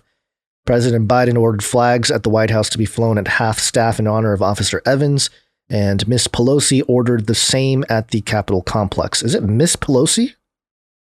Is she married? That's a good or is she question. I have no idea. I divorced? thought she was married. I don't know. Mr. Biden, Camp David, and just some quotes here. So, yeah, really not a whole lot about this guy here. And well, it doesn't matter. I know. He's Nation of Islam, so stop reporting on it. And you only report on it if it's a MAGA person. And I did see one headline, which I should have tagged and, just put into the report today. Mm-hmm. It said basically like, the killer of the attack at the Capitol is a supporter of Nation of Islam, believes in Antichrist and like other conspiracies or something like that. Let me see if I can Really? Yeah, let me try to find it. Yeah, well, that's so interesting because that is just a beautiful manipulation of context because he could believe in the Islamic Antichrist. Yeah, let's see here. Not seeing it. Yeah, that was a problem. I did see it the other day and then I tried to find it again when I was putting the show together and I wasn't able to pull it up after a few minutes of searching. So maybe they changed the headlines or something like that. Yeah, that's always possible. Yeah, but that was sort of one of the headlines anyway, the sentiment thrown out there is he's an extremist. And it doesn't fit the narrative of white guy. And this broke during last episode, so I remember we did kind of mention it. The weird thing talking about how he crashed into a barricade and jumped out with a knife. This was interesting because my immediate thought was, a suicide by cop. Because of course, you ram a car into a barricade and jump out with a knife. What are you expecting to happen? Right. But with the Nation of Islam angle on it, it kind of does make this a martyrdom. Yeah, it truly does. Because if he's a jihadist, this would technically count as jihad, and this would get him all his rewards. Oh yeah, all the versions in heaven or whatever. Yeah, I don't know. I've since learned that the belief in the virgins is more of a metaphorical thing, but who knows? It's not literal in the afterlife. Oh, yeah, I don't know. That's too bad. Not important for the context of this conversation. No. But there you go. I mean, again, doesn't fit the narrative, so it's pretty much gone away. I haven't heard much about this since it happened. No, I did see a follow-up article about the chief of the Capitol Police there, is sort of making a call for more support from Congress. Apparently, they're understaffed as it is. They claimed that a lot of the Capitol Police, the younger guys, are talking about leaving the agency, switching to a different agency. They have 500 retirees coming up in the next year. So they're going to be even extra short-staffed, and nobody wants to work for the Capitol Police. There's a fun little detail in that article. Is like the chief of police still believes that they should take down the barricades and the fences, but they need to, I really resource his department. I don't want to be too fatalistic here, but this really does feel like our government, at least the way we have been taught, works to some extent completely out the window. Like we're really entering an era where things are going to change around this country. How do you mean? You mean security wise? Not just security wise, but it's because it's so convenient that they're not like getting anything done in Washington. Oh yeah, no, the classic uselessness. Yeah. So of the American bureaucracy and specifically Congress. And not that it was, doing anything too useful before, but I'm saying it's even more so because it's so dangerous. We can't go there. Yeah, well, that's the unfortunate thing with the Capitol Police. Again, most of you got to remember, police are sort of dehumanized in a lot of cases. And look, I'm not a huge fan of police brutality and overreach of the government and authority and things like that. But these are just guys who have a job, and they can, they are. A lot of them have families, I'm sure. But the fact of the matter is, Congress and the White House, they want to keep those barricades up. They love their wall when it's around them. Their moat. And if the way to make sure that they get to keep their barricades up is by not funding the Capitol Police, they'll do whatever they got to do to keep those barricades up. Yep. I'm not very optimistic. Yeah. So related to that, I got a fun story for you, Gons, coming from news.yahoo.com. This is mirrored from the Los Angeles Times, and the headline is Uncharted Waters. Judges are banning some Capitol riot suspects from the internet. Okay, it doesn't sound too crazy, but let's get into it here. Oops. Beverly Hills esthetician and eyelash stylist Gina Bisignano was so present on social media that the federal criminal complaint against her practically wrote itself. The story of a 52-year-old salon owner who charted a dark path of disinformation to the dark path of disinformation to the US Capitol on January 6th, where she allegedly grabbed a bullhorn and urged rioters to take up weapons, is backed by one social media post after another, embedded in the Department of Justice filing. There is Bisignano. I wish I knew how to pronounce her name. Bisignano. I'll just say that. In her Louis Vuitton sweater, of course, we gotta again poke fun at the wealthy here. Filmed in front of the Capitol, talking about her business and hometown. Again, she's like advertising her business, her eyelash business. As the riot was getting underway, there she is again addressing rioters with a rant about globalists, George Soros, and stolen votes, and again calling for weapons and gas masks moments before a rioter attacked an officer with what appeared to be a baseball bat. Now, Bisignano has gone silent online. She is not allowed on the internet. Not because social media platforms banned her, but because a federal judge did. If Bisignano goes online while awaiting trial, she risks being jailed. Judges have long been reluctant to ban anyone from the internet, a restriction that essentially cuts a person off from much of modern society and has been reserved mostly for accused and convicted pedophiles. But as toxic disinformation becomes an increasingly dangerous threat, driving domestic terrorism and violence, the courts are facing vexing new questions around how often and under what circumstances those accused of taking part should be taken offline altogether. Quote, "We are headed into uncharted waters," said Nina Jankowicz, a fellow at the Wilson Center, a Washington think tank, where she studies disinformation. Quote, Given the threats we see continuing and the heightened alerts, it is clear things are not dissipating. That is why judges are making these calls.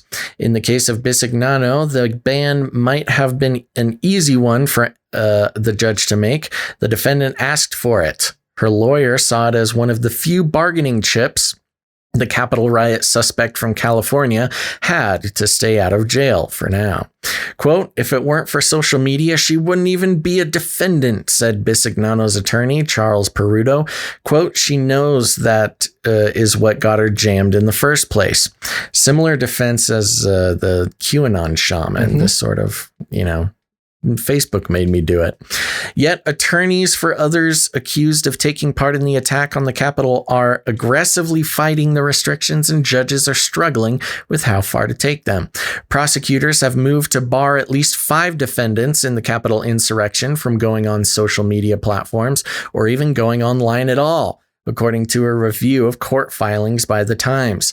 Those defendants are awaiting trial dates that will be months away as the Justice Department grapples with one of the most complex and all-consuming investigations in its history. Really? They include... Yeah. Wow, isn't that interesting? Most complex and all-consuming investigations in history. They include John Sullivan, a Utah man accused of obstructing Congress as he allegedly joined the rampage through the Capitol in tactical gear, encouraging rioters to do damage. Over the objections of prosecutors, a federal magistrate judge ruled Sullivan may continue supervised use of Facebook, Twitter, and encrypted platforms. Supervised use of encrypted platforms. Yeah, so if you're friends with... who is this? John Sullivan on Signal.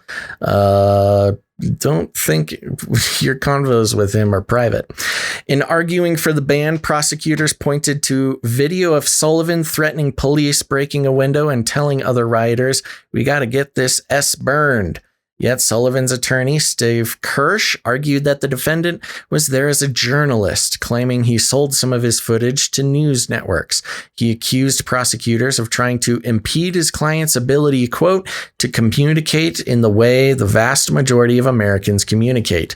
The restriction, Kirsch wrote in a court filing, would prevent Sullivan from keeping up with friends and family online, or even checking the news, as media websites, which invite user comments, fall under the umbrella of social media. Such concerns drove the U.S. Supreme Court in 2017 to strike down a North Carolina law that prohibited convicted sex offenders from using social media platforms.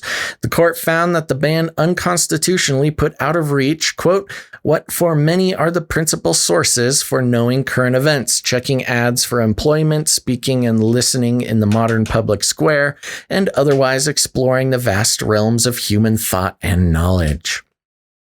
Quote, courts are recognizing that social media is very important to people's lives in a number of ways, said Alexis Carteron, director of the Rutgers Constitutional Rights Clinic. In September, the Rutgers Clinic and the American Civil Liberties Union persuaded a federal court to block enforcement of a New York law broadly banning social media use by sex offenders. So let those sex offenders back online is what they're saying.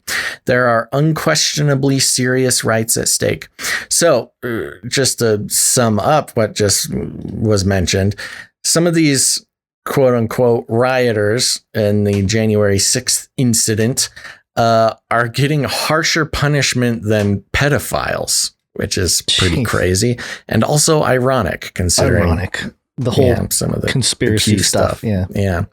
The Ohio Supreme Court found as much in June. Let me skip down a little bit because they kind of just go through a few cases. Quote, the potential abuse of speech rights in the future cannot justify the blanket prohibition imposed here on speech before it has even been uttered, the court wrote. As the court strained to navigate the implications of cutting people off from social media in a society where its use is increasingly essential function, the surge of criminal behavior driven by disinformation is making the task more challenging. Just let me, okay. Sorry, it is kind of a long one, but lots of little details that need to be covered. Quote, there's some real concerns that people have that social media has led people to abnormal conduct, to make poor decisions, which also speaks to the sort of brainwashing and mind control of social media as well. Washington, D.C. Magistrate Judge Zia Faruqi said during a late January hearing, as he weighed whether to impose an internet ban in one of the highest profile cases following the attack on the Capitol, the defendant, 22-year-old Riley Williams, is accused of helping steal House Speaker Nancy Pelosi's laptop during the insurrection. I'm going to skip a little bit here. One interesting detail in Riley's case, who was part of stealing Nancy Pelosi's laptop, is she claims, or they claim, that they no longer have it. That they never had it, and law enforcement searched their house, couldn't find anything, and Riley was bragging about having stolen it. So they're kind of wondering where that is. So we still haven't seen anything pop up from allegedly Nancy Pelosi's laptop. It sounds like something that would pop up on like a Project Veritas or something, huh? Yeah. Beyond the legal and ethical challenges at issue, Faruqi confronted simple practical ones. After prosecutors warned that Williams might use the internet to destroy evidence, such as social media postings, and direct others to do the same, he ruled that she must stay off the internet and use only a flip phone to make necessary calls. But then came the question of whether Williams could even watch TV. A prosecutor at the hearing pointed out that smart TVs can access the web. The judge noted even some refrigerators are now connected online. A back and forth ensued over how Williams might be able to watch television while awaiting trial. It lasted a while. There was chatter about the Netflix app. The judge finally ruled that Williams could watch television under supervision of her mother, and that tapping into the device's web function could send her right back to jail. Jeez. The lengthy back and forth overall, the ways the court's effort to keep Williams from potential criminal behavior online could spill over into isolating her from society altogether, underscored by the challenges ahead as more crimes are hatched over social media and prosecutors move to boot perpetrators offline. Quote, "These bans are not something that should be considered for your average criminal," said Yankowicz, "but these are not your average cases." There you go. Full banning from the internet by some of the people who showed up. You know, when we first started just Canary Cry and you know, about a decade ago, we were looking at the internet and we were saying like, there's going to come a point in time where people are going to be banned and all this kind of stuff. And at the time it was like, I don't even see how that can happen. Hey, everyone can be on the internet. It's so free and open. Mm-hmm. And, you know, people just weren't aware of what was happening in China and stuff like that. But now it's almost as if the events themselves had to be a certain level of extremism, quote unquote, to justify the actions to get people offline, you know? And the pattern was pretty clear around the world. It just hasn't come to America. Well, it has now, but I'm saying it was more apparent in like other countries. I remember there was some protest that was organized. I think it was in Africa somewhere through Twitter when it was like the first few years Twitter was online. And people questioned like, oh, should they even be allowed to do that and stuff like that. But now it's very much come to America. And it's pretty wild how, you know, the way it's being framed is like, oh, it's just unprecedented how we would handle this situation.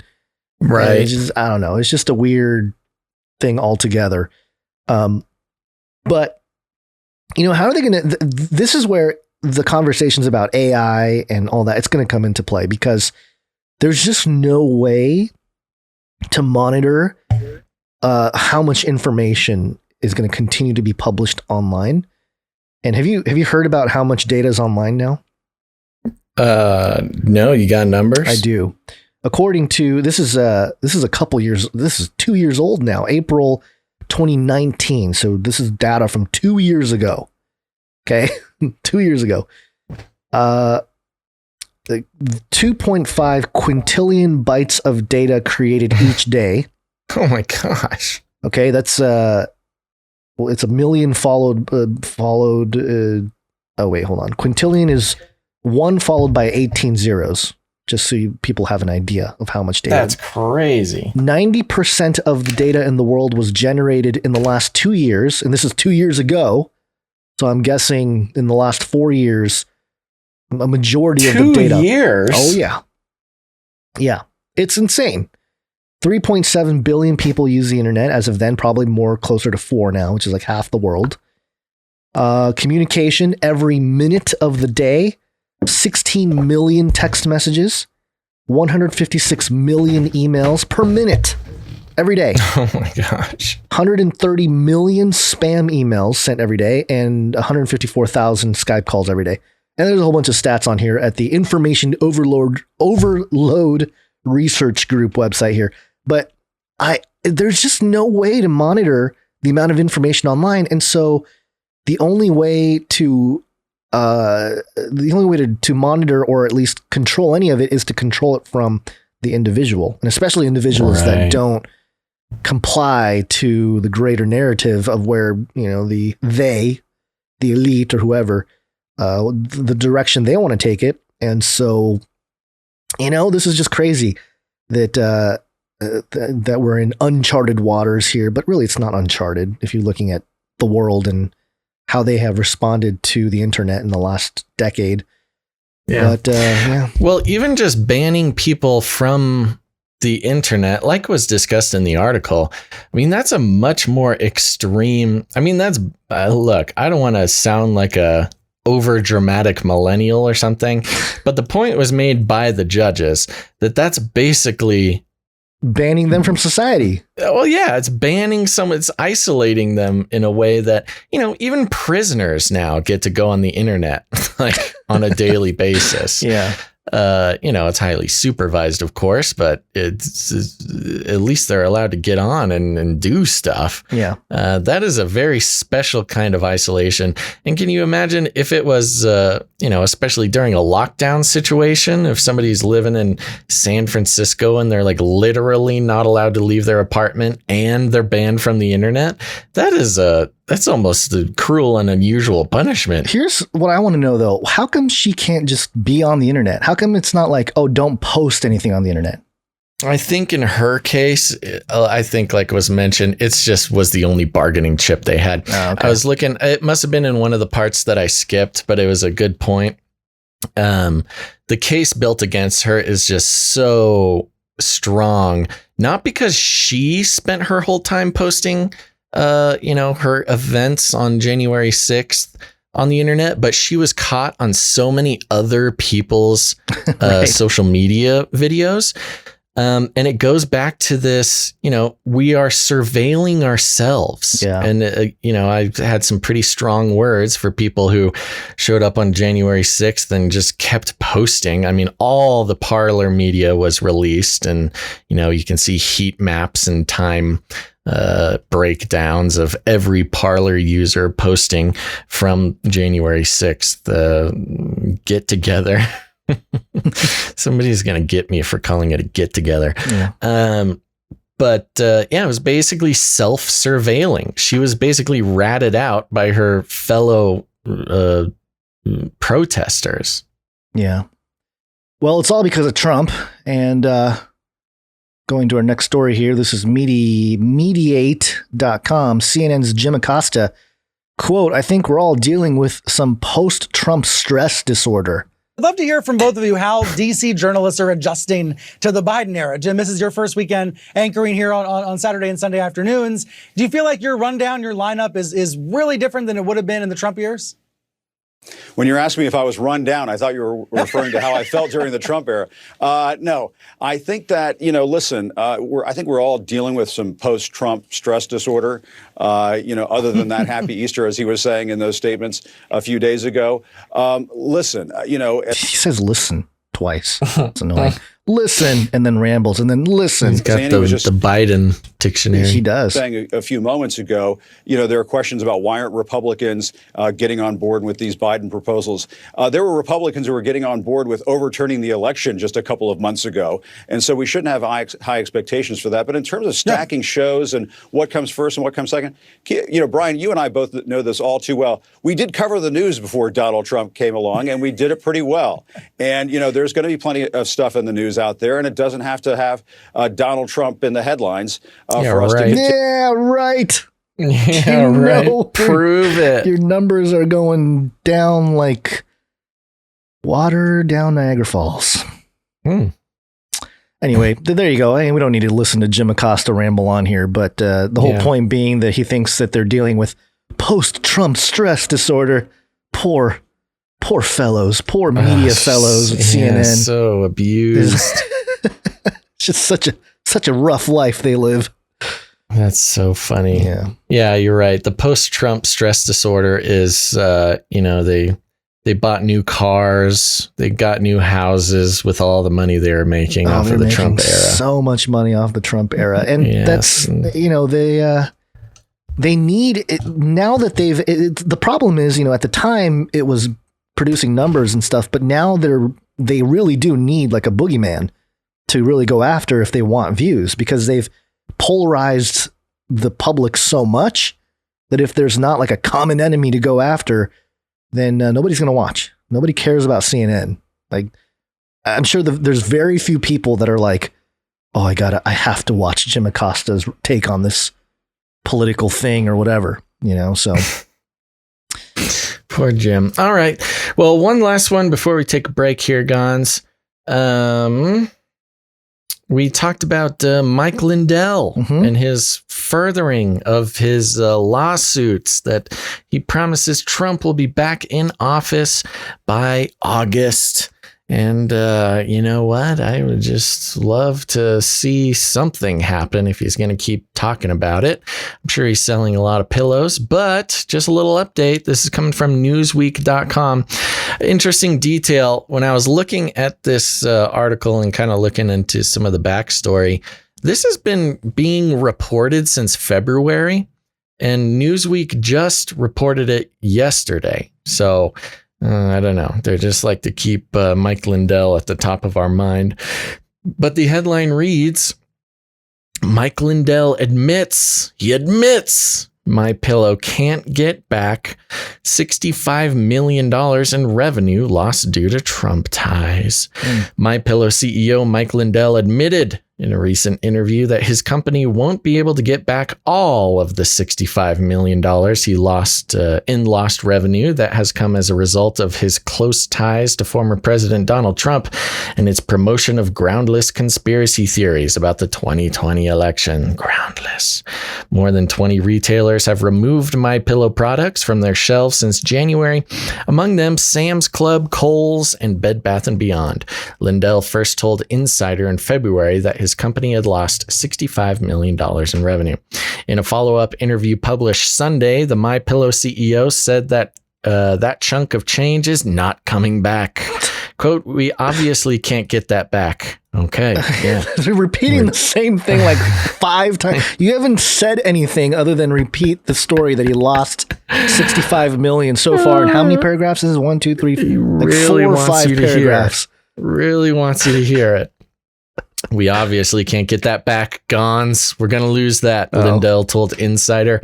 However, he said the company is working on a strategy to recoup at least some of the loss. The businessman pointed to growing revenue from podcasts and radio ads. Ads. Everybody loves waffles. Podcast ads will save Lindell. Will save the Pillow Man.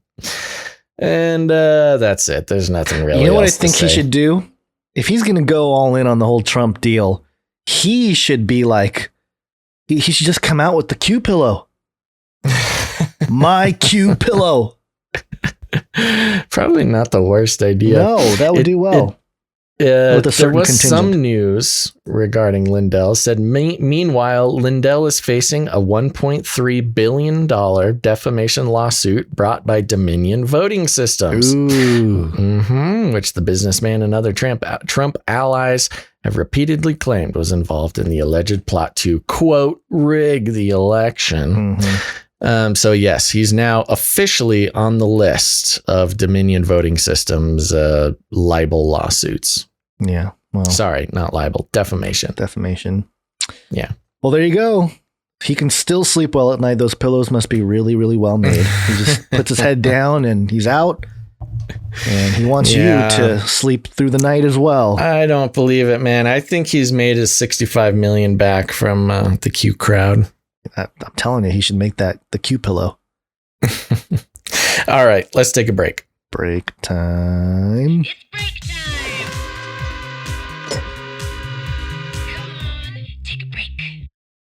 Okay, folks, we're going to take a quick break, but don't go anywhere because right after the break, we've got more for you. We got some Chinese news. We're going to check in with a couple of the 4 horsemen of the technocalypse. We got some aliens, some alien news. We got to keep up with that. Get ready for disclosure.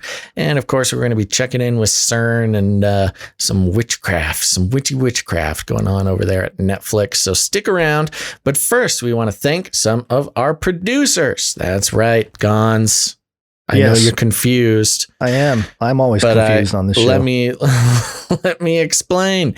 You might notice, Gons, we haven't read any ads for Mike Lindell's My Pillow or gotten any, given out any affiliate codes, anything like that. In fact, we take no corporate money whatsoever, not from YouTube ads, not from Super Chat, no nothing. That's because we are on the value for value model. What's that, you might ask? Gons. Well, let me tell you, the world is deep. The world is currently in the iron grip of the advertising industry. And you might not think that that's too big of a deal. I mean, you've been watching ads your whole life, watching Saturday cartoons, things like that. But here's the thing. Edward Bernays. Edward, you know this guy? Edward Bernays, Guns? Ed you know this yep. guy? Ed B. That's Ed right. Burrs? Ed Burrs. Uncle Ed. The godfather of advertising in the mid 20th century and notoriously the nephew of Sigmund Freud. So he knows his stuff. He was saying that, advertising is basically mind control and that the average man needs an elite man to tell him what to think and what to buy. And of course, that includes the Hegelian dialectic, where we are constantly having problems introduced to us that we didn't even know we had. But good thing we have advertising to tell us what to buy, to feel fulfilled and whole as a human being. Well, not here, folks. You won't find any products to make you feel more alive. Instead, the show is the product, and we're on the value for value model. So instead of you being considered as a customer, and not our customer, but a customer of the advertising industry, and not even a customer of the advertising industry, the product of the advertising industry, you don't give advertising industry money. No. They package you up as a commodity, like cattle on a train to be shipped off to be sold for their own personal gain. I know it's pretty messed up. That's why we are on the value for value model, which means no corporate money whatsoever, because every corporate sponsorship is a form of censorship. And instead, we invite you, dear listener, to become a producer of the show. That's right. I said producer, and that's the real thing. These are real credits. You can put them on your resume, put them on your LinkedIn, put them on your Twitter bio, whatever you want to do. If somebody questions you, just give them our email and we will vouch for you.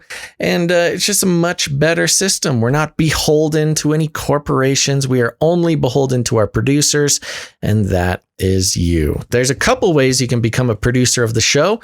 The first one is by heading over to patreon.com/CCNT. That's patreon.com/CCNT for Canary Cry News Talk. Go ahead, head on over there, become a producer of the show. Gons, are you ready to thank some producers. And got my gong in my hand. Okie dokie. Yep. We have a returning producer, and that's Patreon Account of the Year. Patreon Account of the Year. Thank you very much. And we had one come in during the show. Another returning producer Jacqueline P. Jacqueline P., thank you for coming back. That's right. Uh-huh. And there we go. That's all for that Patreon account. Now, we also have patreon.com/Canary Cry Radio.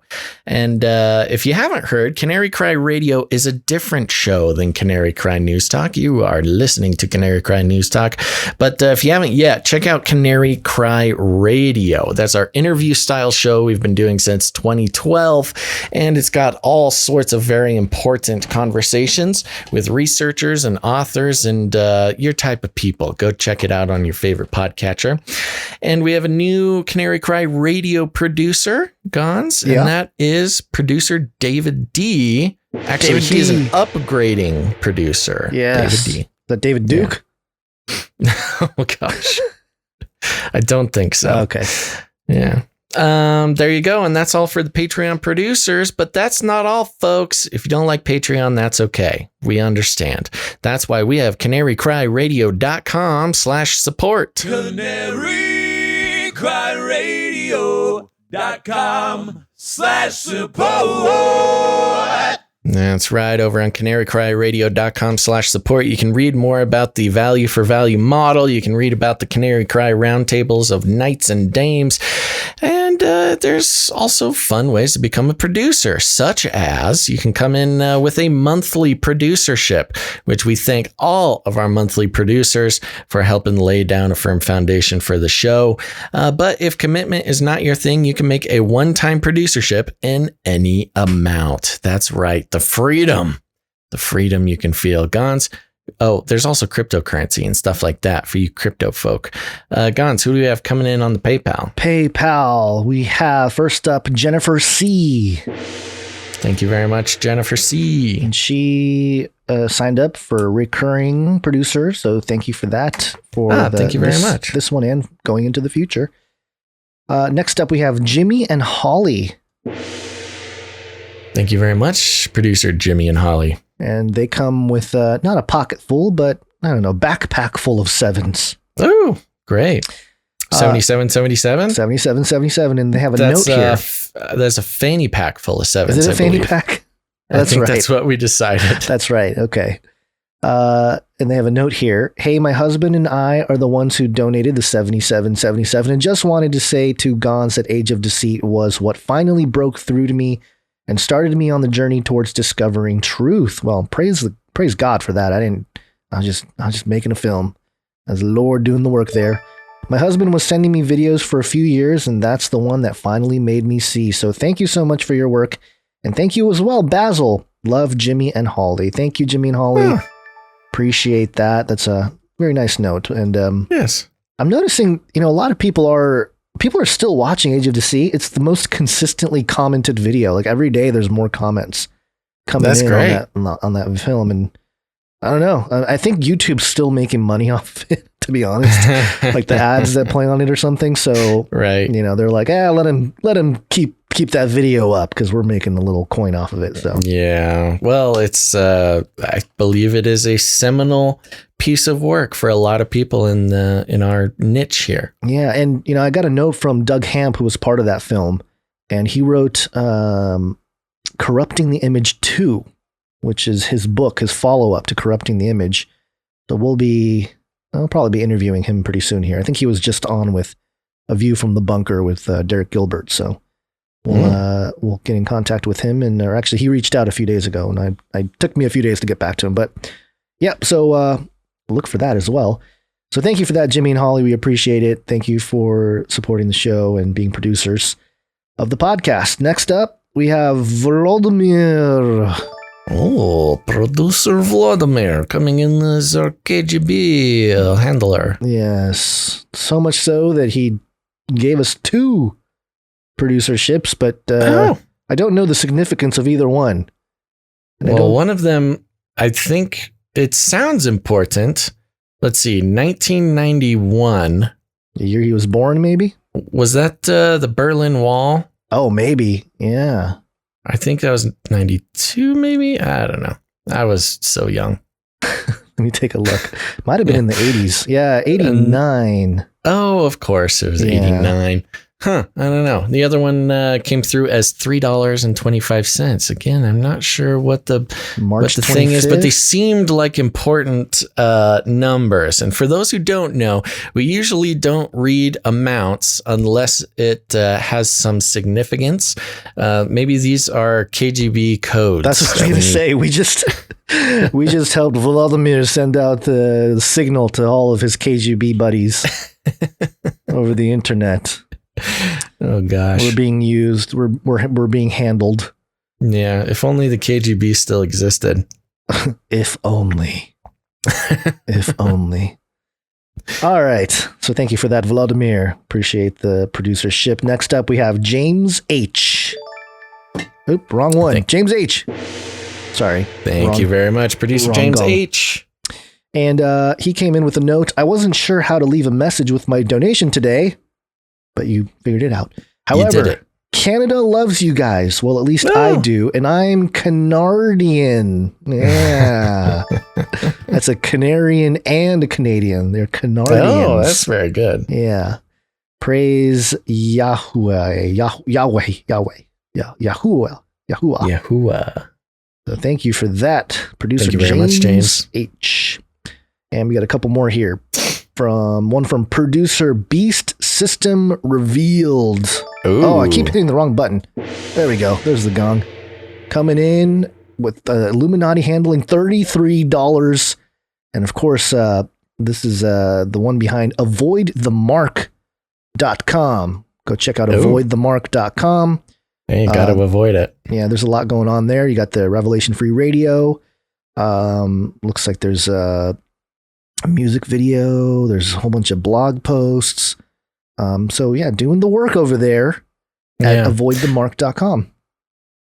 You know, Gons, I'm looking over here in the chat, and Jared over on YouTube says, "Don't worry, guys. Trust fund baby will come through."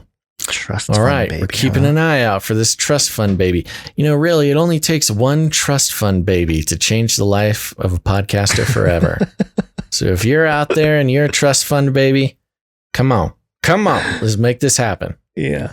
It's kind of, I mean, I will say it kind of depends on how that comes into view too. Like how did that money get passed down? You know, was it some KGB stuff, KGB work? You know, that money still spends in a trust, or it's fungible. $1's a dollar. Yeah, maybe a Bitcoin trust fund baby. Who knows? Oh yeah. Well, that would be that's a young baby.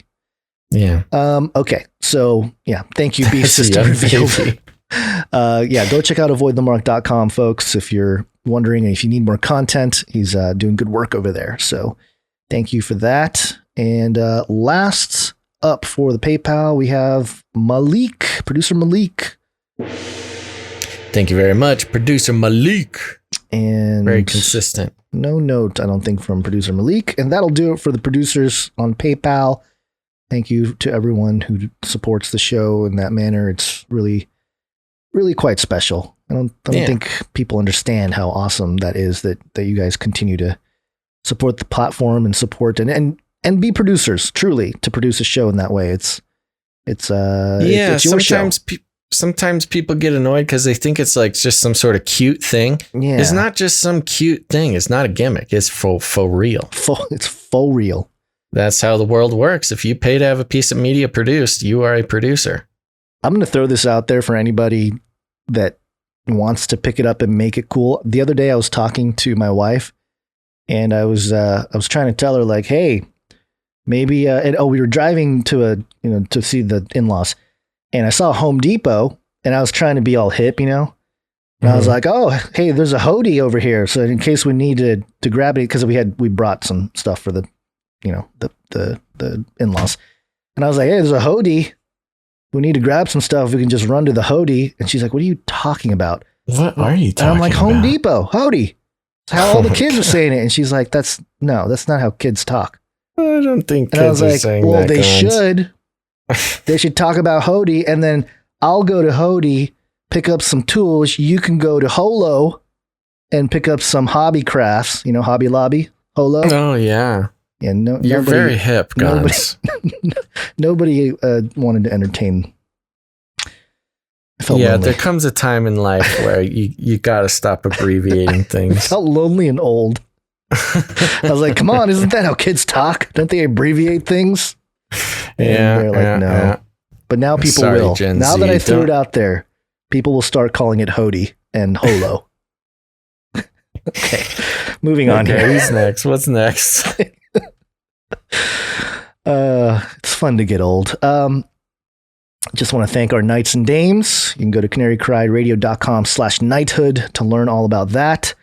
You can go to canarycryradio.com/crypto to learn about how you can support the show with crypto and get a short educational piece on, why crypto is important in the times, not just eschatologically. There's some dangers, of course, there, but also in terms of how the whole economic system is being torn down. And do want to thank Jade Bouncerson and producer Christine for the timestamps. And did get a note from producer Jade Bouncerson. And is this a readable on the air note, or are we kind giving of a gist? not the whole thing? I just wanted to mention that producer Jade Bouncerson is going to slowly move away from the timestamps, or at least try to. Well, the main thing is we need to get Jade Bouncerson a team. We need more people to get involved with the timestamps. Right.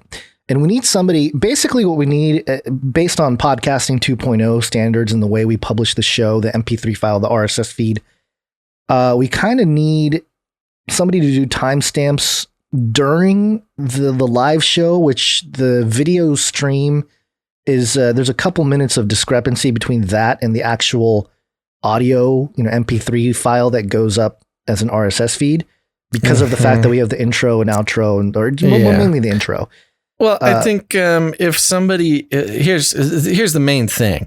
If there's people out there who like to catch the live show, if you are interested in becoming a producer, get some producer credits, baby, and you're watching the show anyways, we'd like to get a group of people together. And so far, Jade is doing a great job of sort of facilitating this, of, maybe a handful of producers who want to work together to get the timestamps, because once we make the full switch to podcasting 2.0, where there's going to be chapters, baby.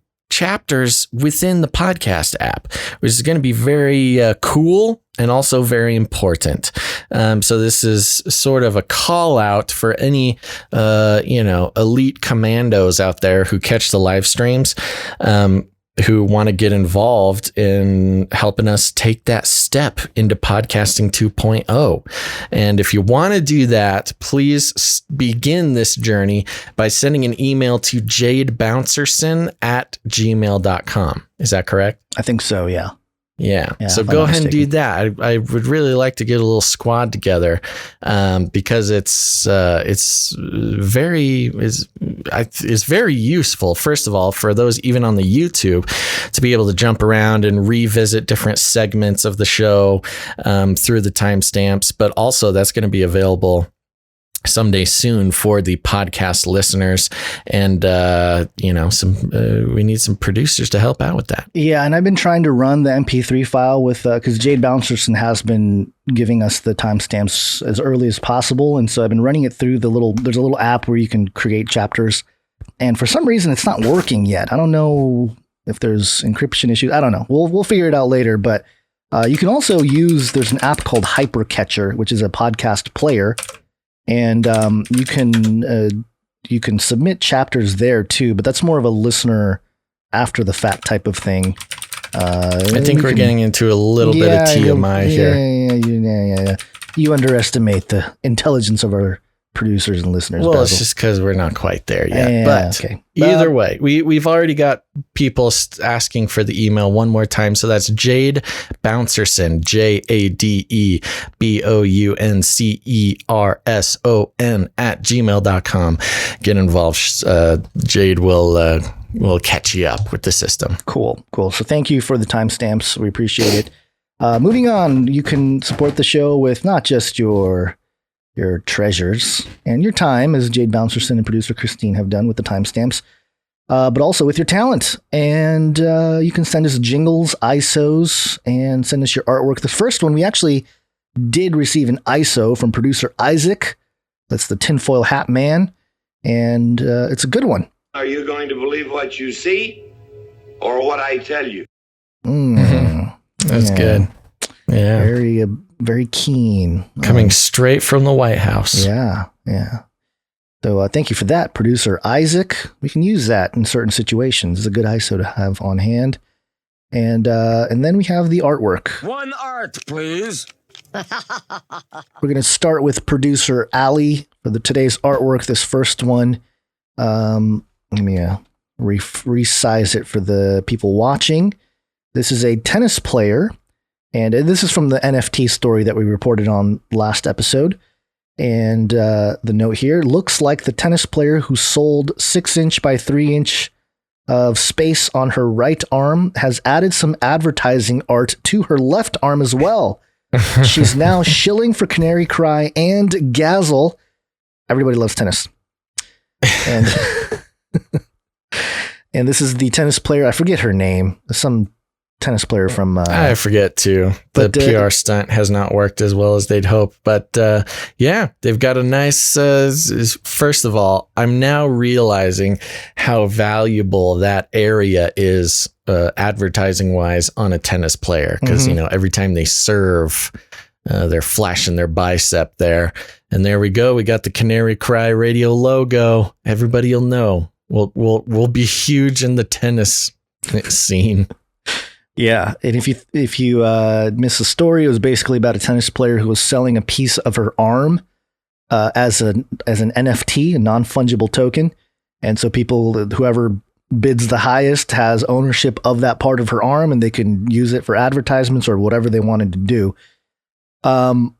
Yeah, speaking of which, in that regard, the forehead is definitely one of the most prime piece of real estate. Prime real estate when it comes to advertising. Maybe, but tennis players, they wear those sweatbands around their head.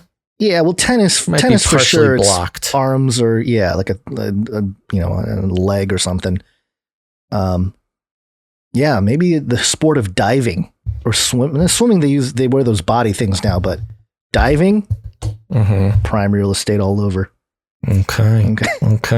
Well, thank you very much, Gaslin Bonds. Yes, producer Ali, thank you for that. Next up, we have one from producer Mike B. And I'm always trying to figure out exactly. I try not to read too much into it. I don't know. Yeah, I'm not really sure what's going on here, but we'll describe it and maybe somebody will understand. Thank you very much, producer Mike B. This is a Fox News alert. We've got the Fox News chyron down there at the bottom with the white hog logo. And it is a picture in the background of some people running away. They're in the middle of a street running away. There's a cop also running away. And they are running from what looks to be two Orthodox priests shooting fire out of their hands. What? Rabbis? Rabbis, maybe? I don't know. Yeah. Could be rabbis. Two witnesses. Somebody says the two witnesses. The two witnesses. Okay. This makes a lot more sense. And on the bottom right, there's a logo for the white hog. Yes. Well, because it's Fox News, Right. So, yeah, very good. Once again, producer Mike B coming in with the interesting pieces of art every time here. Next, we have the Hungry Hungarian. It's Mr. Jag with the blue ink style art. And this is the Spirit Frogs, Revelation 16:13.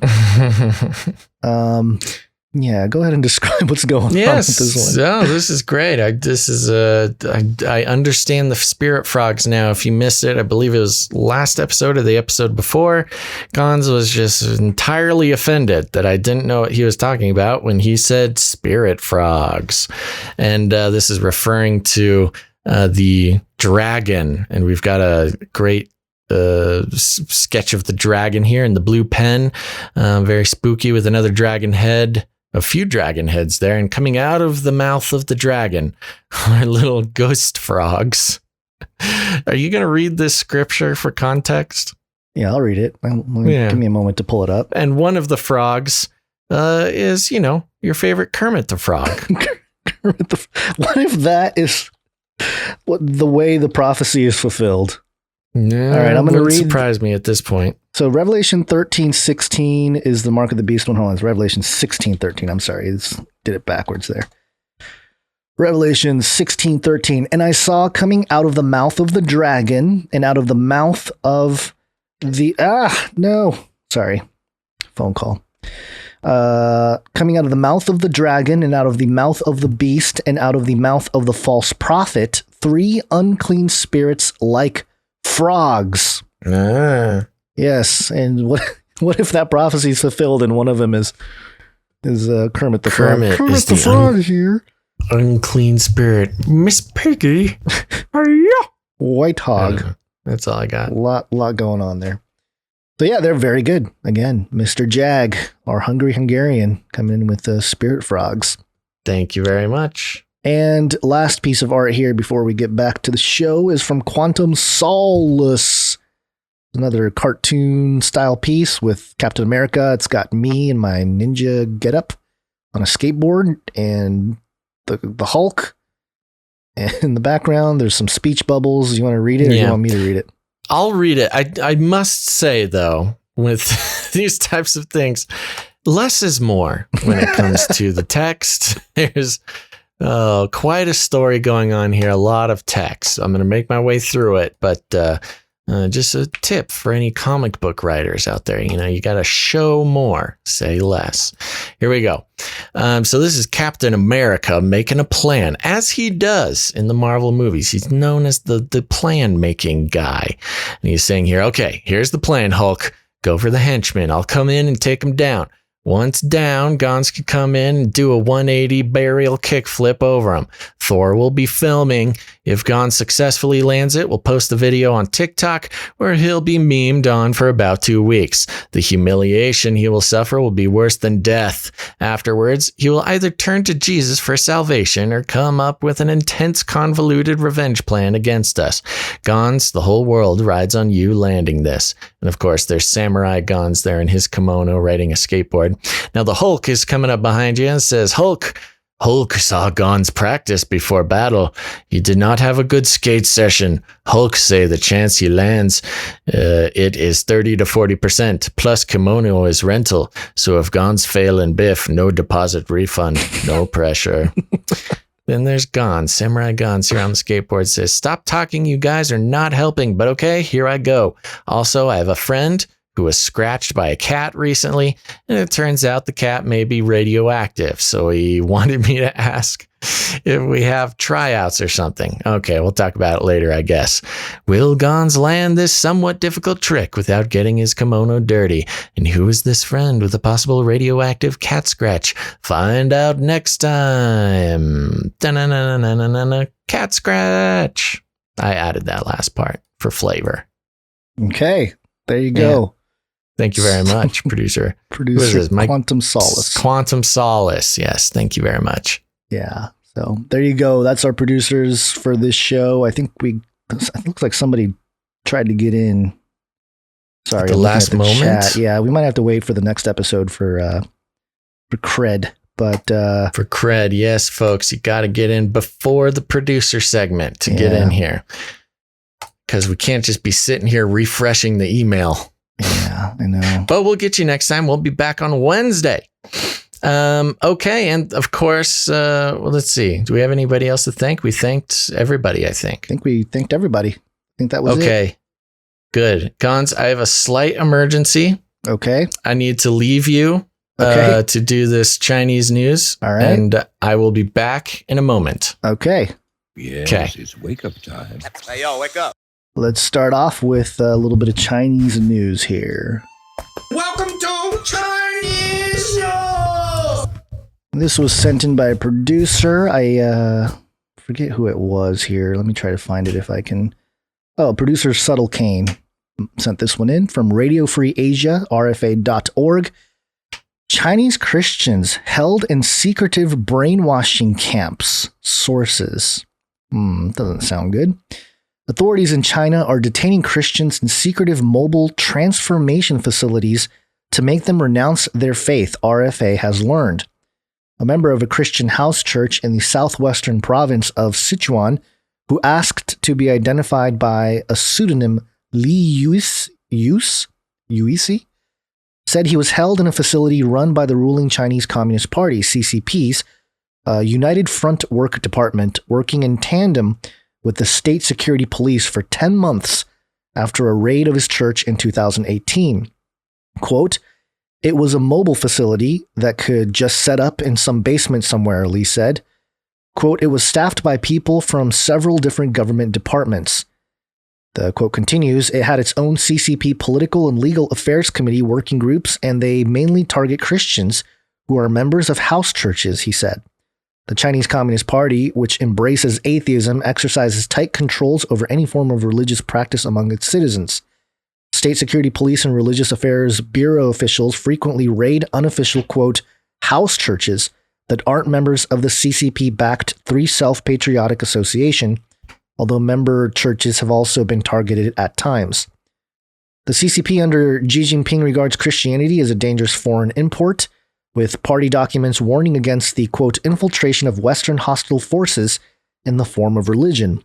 Lee said he was held in a windowless room for nearly 10 months, during which time he was beaten, verbally abused, and, quote, "mentally tortured" by staff, eventually resorting to self-harm by throwing himself against a wall. His account is chillingly similar to those of former inmates of, quote, transformation camps in the northwestern region in Xinjiang. Quote, "They are really underhand methods," Lee said. Quote, "They threaten, insult, and intimidate you. They were United Front officials, men, women, sometimes unidentified, usually in plain clothes. The police turn a blind eye to this," he said. Quote, "You have to accept the statement they prepare for you," he said.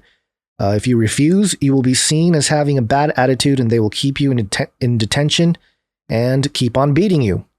Basement brainwashing sessions. Lee said most of his fellow inmates were also people who had been released on bail during criminal detention for taking part in church-related activities. Most hadn't done anything that could trigger any criminal prosecution, so police sent them to the, quote, transformation facilities instead, Lee said. Quote, "They were using brainwashing methods on those of us who were on bail from detention center," he said. "It was in a secret location in a basement.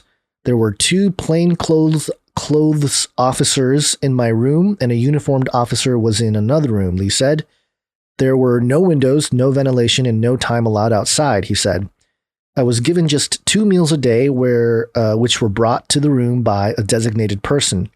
Inmates who refused to admit their mistake were held in solitary confinement for prolonged periods." Quote, "There's no time limit for the brainwashing process," he said.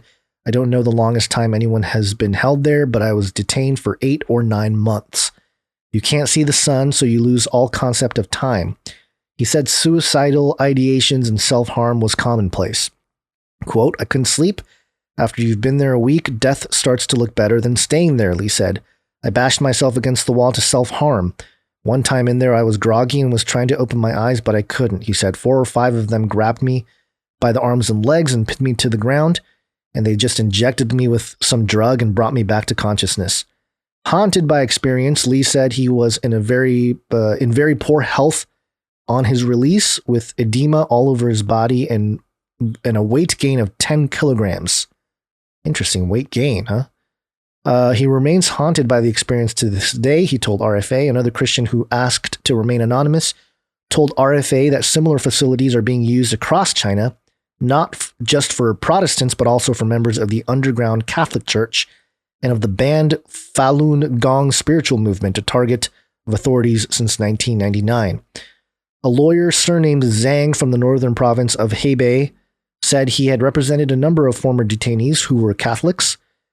Quote, "I was asked to go to Baoding by underground Catholics in 2013, Zhang said. They brainwashed. These brainwashing places were similar to the ones used on the Falun Gong.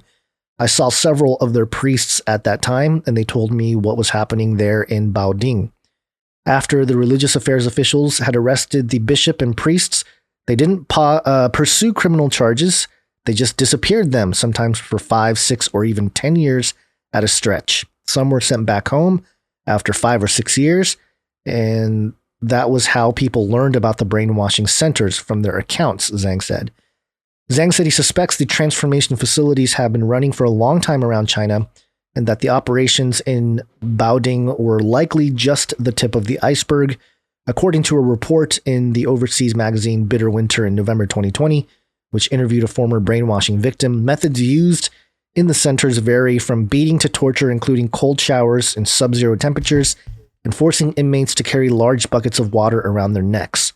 China is home to an estimated 68 million Protestants, of whom 23 million worship in state-affiliated churches under the aegis of the Three Self-Patriotic Association, and some 9 million Catholics, the majority of whom are in state-sponsored organizations.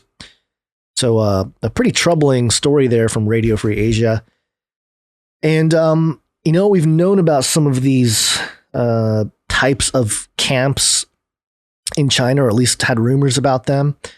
And I wouldn't be surprised. Obviously, there's the possibility of these things being a sort of propaganda piece, moving in the other direction, like an anti-Chinese propaganda, which I'm sure does exist as well.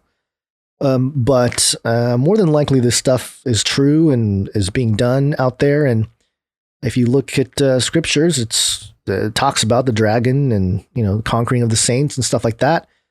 And if you look at the early Christians, in the New Testament, they were all Paul spent most of his time in prison. So this is nothing new. And it just proves to me that a lot of the scriptures, especially if you're talking about the spirit of Antichrist being out there, that it's true. And the CCP is just one example throughout history that this is happening. And this is another reason why I hate to make this tangent per se. I don't want to upset anybody that's out there listening right now who may hold to a kind of pre-trib type of situation. But I hear a lot of pre-tribbers say like, "Oh, the church will never see the persecution. We'll never see the Antichrist and all this stuff. We're going to be out of here." And I always think about how, okay, but what about all the persecution that have happened to our brothers and sisters in Christ throughout all the years since over the last 2,000 years, basically? And, if it's the Antichrist spirit there, okay, maybe we'll be out of here, depending on your translation or understanding of the text, before the man of sin appears, although 2 Thessalonians 2 would argue that point. Before, the Antichrist man of sin comes out and starts conquering the saints, as it says in Revelation 13. But more than likely, I think we're being told or asked to endure and stuff like that. It just seems like this type of thing is something that mentally we need to prepare, especially in the West, while we think that we're just, protected by our freedoms. And we know the influence the CCP has had in Western society. I don't think they're going to succeed any more than they already have, at least in the short term. Long term, who knows? But, we just have to keep in mind that we have fellow brethren out there, and even Catholics that might disagree with their religion or spiritual worldview or their denomination, and even the Muslims out there, the Uyghurs that are being tortured and stuff. But anytime there are violations, you can rest assured that it's the Antichrist spirit at work. And anytime there's oppression like this, it just, again, it proves to me that the Antichrist spirit is out there, has been out there, and is doing things. There's nothing new under the sun. There's no new tactic or new method here, other than perhaps moving into the future, people like this being used for some kind of brain machine interfacing technology experiments, or some other type of more horrific experiments that have been echoed in the hidden works of the MK Ultra and the rest. But this is not surprising, and just take it with a grain of salt in terms of the accuracy of this particular report. But I would imagine that this is true for the most part, and that these camps exist in China.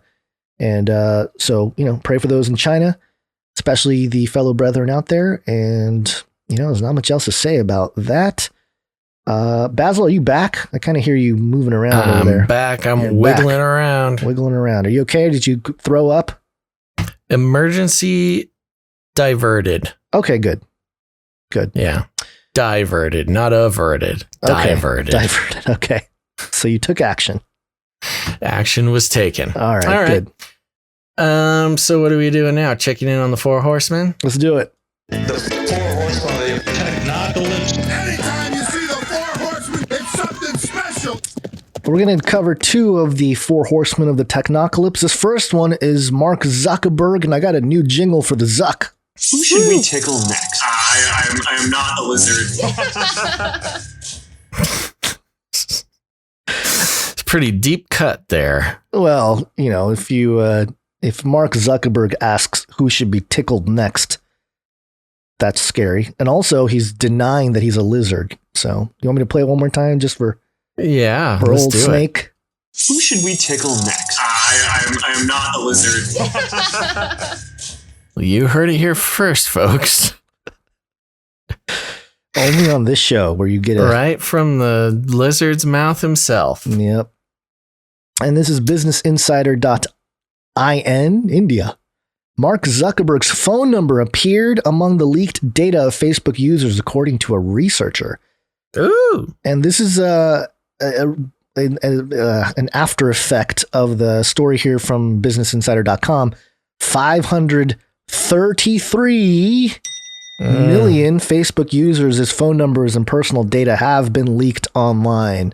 Oh, wow. It's just a matter of time. I'm surprised it took this long, honestly. Well, apparently this was part of the hack that happened in 2019. So there isn't necessarily new stuff, although there might be more stuff. But yeah, Mark Zuckerberg, part of that hack leak, his phone number. You can call him. Yeah, should we give him a call? Mark, what meats are you cooking today, buddy? Ask him who should get tickled next. Yeah. It says here the cell phone number of Facebook CEO Mark Zuckerberg is among the personal information leaked online in a low-level hacking forum, according to a researcher. Multiple outlets reported the claim about Zuckerberg's leaked personal information. Data including his name, location, marriage details, birth date, and Facebook user ID was exposed, according to The Sun. Real solid source. Insiders Aaron Holmes had previously reported on the leak, which involved the personal information of more than 500 million Facebook users being posted in the forum. Cyber researcher Dave Walker said Zuckerberg, as well as Facebook co-founder Chris Hughes and Dustin Moskovitz, were among the 533 million users who had personal data posted on the forum. Quote, regarding the hashtag Facebook leak of the 533 million people in the leak, the irony is that Mark Zuckerberg is regrettably included in the leak as well. Did they give his phone number in this article? I don't think so. It was a little harder to find because you got to go into that forum and who knows. I'm sure he's changed all that information by now. Yeah. I mean, uses little lizard some fingers. Lucky duck who got on the forum early. Yeah. Probably got a call or two in. Can you tickle me? Oh, jeez. So there you go. I mean, that's Facebook. Why are we still on Facebook? What are we doing? I don't know. No, we are pretty much. Here's the thing with Facebook and us. We still have people who join the Canary Cry community on Facebook. Yeah, I guess it's worth whatever it's worth. I mean, people being able to connect to other Canarians is good. But as far as our posting and like trying to share the streams and get the episodes out there, they've pretty much fully, locked Shut us down. Yeah. I mean, back in the day, we used to get hundreds of shares and things like that. Now it's like, I think 2 people see it when I post something. Yeah. It's okay. So I don't know. I don't know why we're there. Just for the community, I guess. Yeah. The Canary Cry community. Well, moving on here, the other horseman that we'd like to report on is your favorite, Mr. Elon Musk. Oh, some people think I'm an alien. My favorite alien reptilian. Some people think I'm an alien. Some people think I'm an alien. Okay. Did you see his tweet about King Kong versus Godzilla? I only know about it because you mentioned it right before the show started, but so we've gotten a lot of messages saying we must watch this movie, and I almost tried to watch it this morning, but I had more important things to do. But Elon, where is it on? What platform is it? I have no idea. Okay. I don't know. I think you have to rent it at this point. But Elon tweeted sometime recently, and he said that Kong versus Godzilla was a love letter to conspiracy theorists. And I've heard some details. Some people have sent some details to us. And I guess a podcaster plays a main role in the thing. Yeah. So, they're finally catching up. I feel very seen and validated in my strange choices. Let me read Elon's full tweet. He's got two of them here. The first one, Godzilla versus Kong is so much wow. Most insane movie I've ever seen. Love letter to conspiracy theorists, and yet heartwarming in the end. And then another tweet that went even more viral. The Earth is not flat. It's a hollow globe, and Donkey King lives there. Oh, some hollow Earth theory. Okay. Donkey King? What? Yeah, he's just being funny. Elon, he's always trying to get the Gen Zs all riled up. Maybe I can get Elon to start using Hody and Holo. That's pretty much what it would take for those to catch on, Gons. But here's a story from Esquire.com. Elon Musk could help aliens notice humans, study says. Oh, there's a study. Oh, yeah. Elon Musk has a grand goal for SpaceX's Starlink, use an eventual 40,000 satellites to blanket the entire planet in internet coverage, far surpassing any existing satellite internet service. But there may be more to the mission. In a new study, one scientist suggests Musk's satellite network may also make Earth a major target of alien interest. Target. Probably not the best word to use there. Starlink's 40,000 satellites in orbit, 1,000 of which astronomers have already criticized for obstructing the night sky, will be enough to register as a megastructure that will eventually appear on some faraway civilization's radar, writes Zaza Osmanov, a professor of astrophysics at the Free University of Tbilisi in Georgia, in a new paper published to the preprint server Arxiv. Archive. Oh. Archive? ARXIV. Yeah, archive is probably the cool way to say it. Osmanov studied how the electrical signature of Starlink will show up via signals to large interferometers in distant alien civilizations. Since Earth's advanced interferometers would be able to detect this activity from other planets, Osmanov writes, anyone else with the same technology could do the same back to us. Quote, we consider the possible observational characteristics of a planetary megastructure partially or completely covering an Earth-like planet located in the habitable zone. Osmanov explains, that means finding the key inflection point at which the Starlink satellite network would become detectable to a faraway observer. And the article goes on, but I think we get the point. Elon is going to attract the aliens. Well, again, he's quoted as saying, some people think I'm an alien. Yeah, he also said, if there were aliens, I would know about it. Yeah.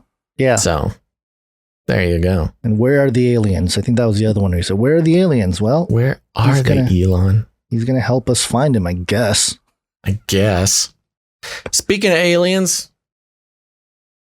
Oh, yes. Yeah. Sorry. That was you teed that up for me. Aliens.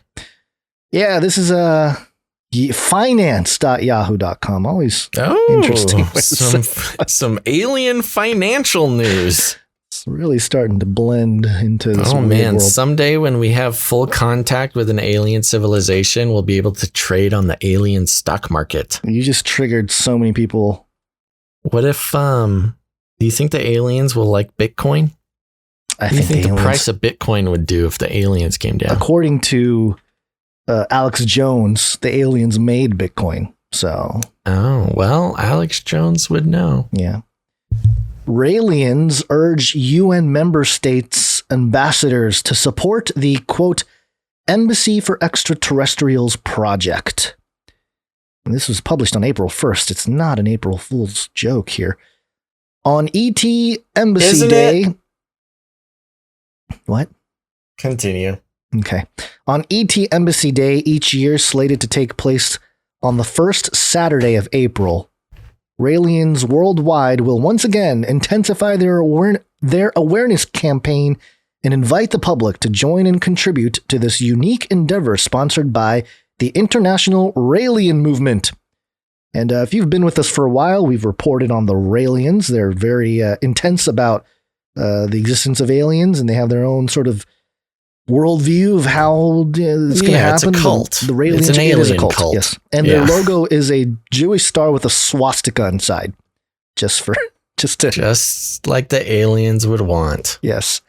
And they list Buddha, Jesus of Nazareth, and Muhammad, with Rael himself being the final prophet there. So they're it's the whole one world religion type of thing. Quote, our goal is to have the UN adopt an addendum to the 1961 Vienna Convention on Diplomatic Relations entitled Optional Protocol Concerning Embassies for Extraterrestrials, explained Daniel Turcotti, Raelian guide and head of the International Raelian Movement Embassy Project. Quote, the UN Secretary General's office explained that the Secretary General will open a debate on the issue only if asked by a sufficient number of UN member states ambassadors, added Turcotti. Turcotti also explained that Raelians are launching an international awareness campaign to motivate citizens of all countries to send an e-letter to their respective UN ambassadors, requesting that they present the case for the, quote, optional protocol concerning embassies for extraterrestrials to the UN General Assembly. The hope is to be compelling enough for them to hold an international diplomatic conference to discuss that optional protocol drafted and submitted by Raelians.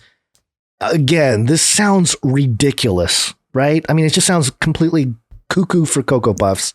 They take this very seriously. They do, guys. but here's the thing, though. Okay, here's what I'm talking about. I mentioned earlier about basically the intelligence having to reveal to the Senate about what they know about UFOs and whatnot, and I'm sure some of that information is going to go public. Because it's clear that they've been doing a slow disclosure for a while of like, hey, we know about the UFOs and, unidentified aerial phenomenon or whatever. We're not sure what they are, but we're very much aware of them.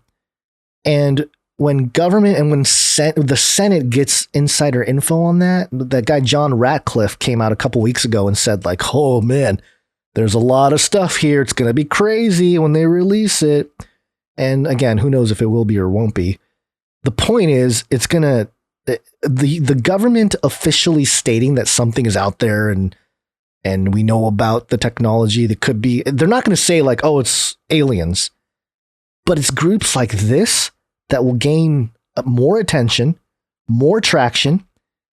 And whether, the Raelians themselves will actually pull off this embassy for extraterrestrials or not, I think it's going to disrupt a lot of what we have known all our lives as governance and politics. I think it's going to really start to change things. And, because think about how wild it's been the last decade.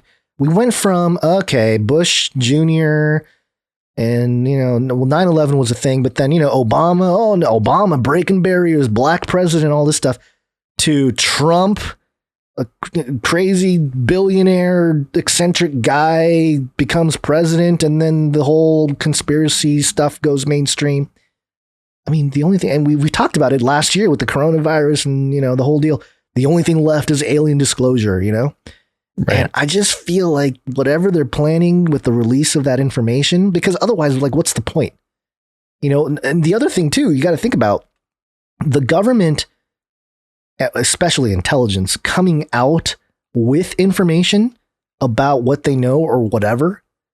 That's going to save a lot of money, because they've spent a lot of money covering up the fact that they know stuff, right? Yeah. So now they'll be able to be more open about it. And I really think, and it's not going to happen right away, but I really think it's going to disrupt a lot of governance, a lot of the public education system. And that's just a hunch I get, but it may not happen right all at once, but, that's the kind of thing that I think that this story represents or is reflecting. Yeah. No, I agree. I think it's the only option for stuff like this. I see some people in the chat trying to make a big point about how this came out on April 1st. I know. We actually reported, I don't know if you remember this, Gons, it was a few years ago on News Talk, back when it was a half-hour show, where they designed and broke ground on the it was like on their embassy. Yeah. They actually started building their embassy. So no, this is not an April Fool's joke. They're legit. The Raelians have been around since like the 70s, I want to say. Yeah. So, they're just sitting there stride, baby. They broke ground on the embassy, the Earth Embassy. And and once this disclosure happens, well, we'll see what actually comes out of it. But this is the moment they've been waiting for. I mean, their Wikipedia page under beliefs, they have the Elohim on Earth, the Age of Apocalypse, and the Elohim's return, cloning and survival after death, morality, ethics, gender roles, religious symbols. And guess where their headquarters are at? Phoenix, Arizona? Geneva, Switzerland. Oh, yeah, right. I knew that. Right? They've got some pretty big followers in the southwest of the U.S. Yeah, but that's New where Mexico. I know, but Geneva, Switzerland is where CERN is, which is my segue to the next story here. Okay.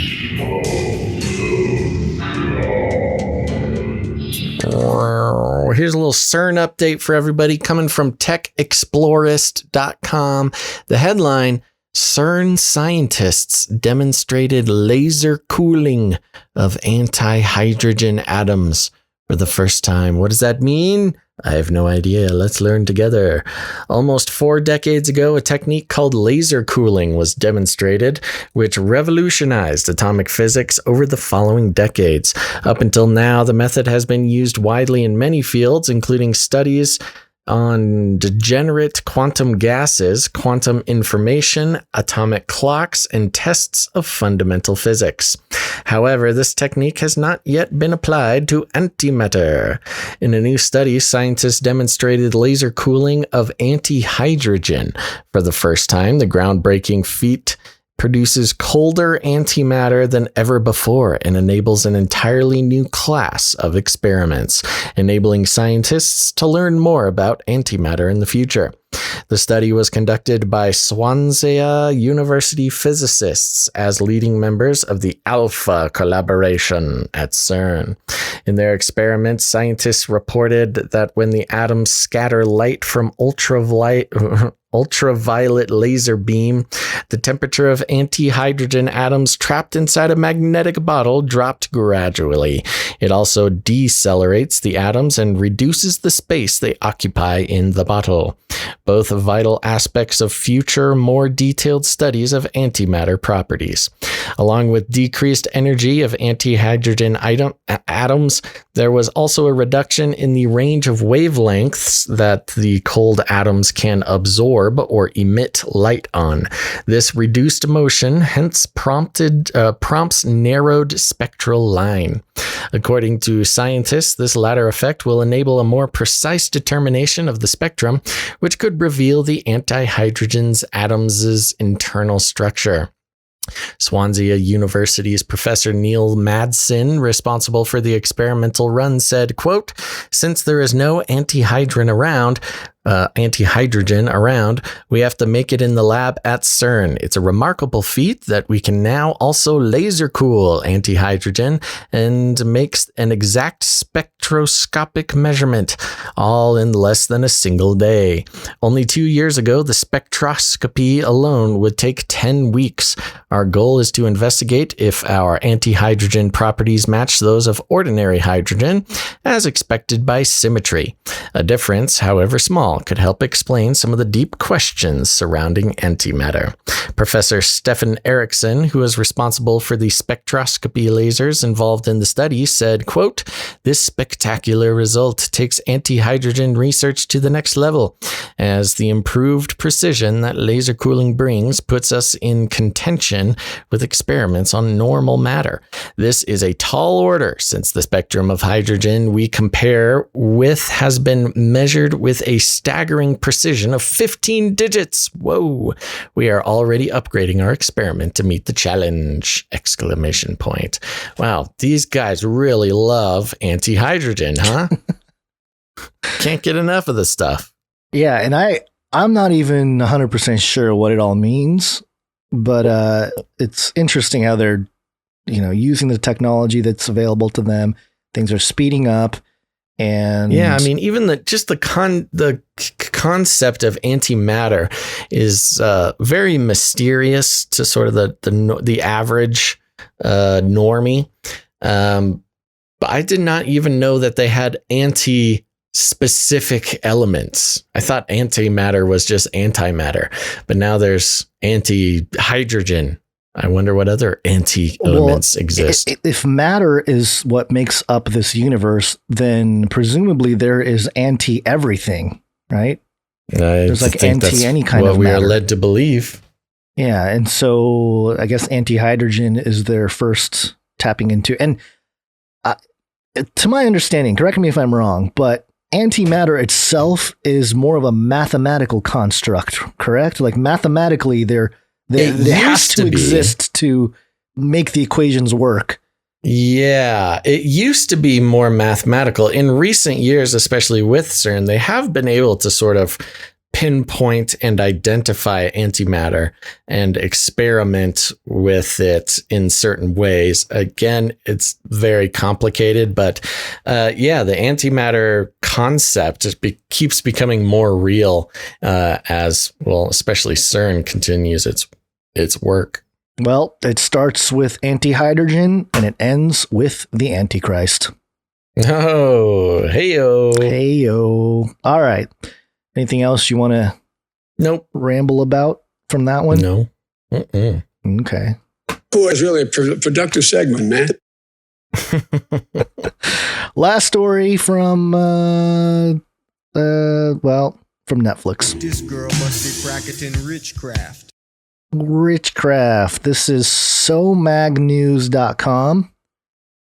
What is it? What does SoMag stand for? So Magazine?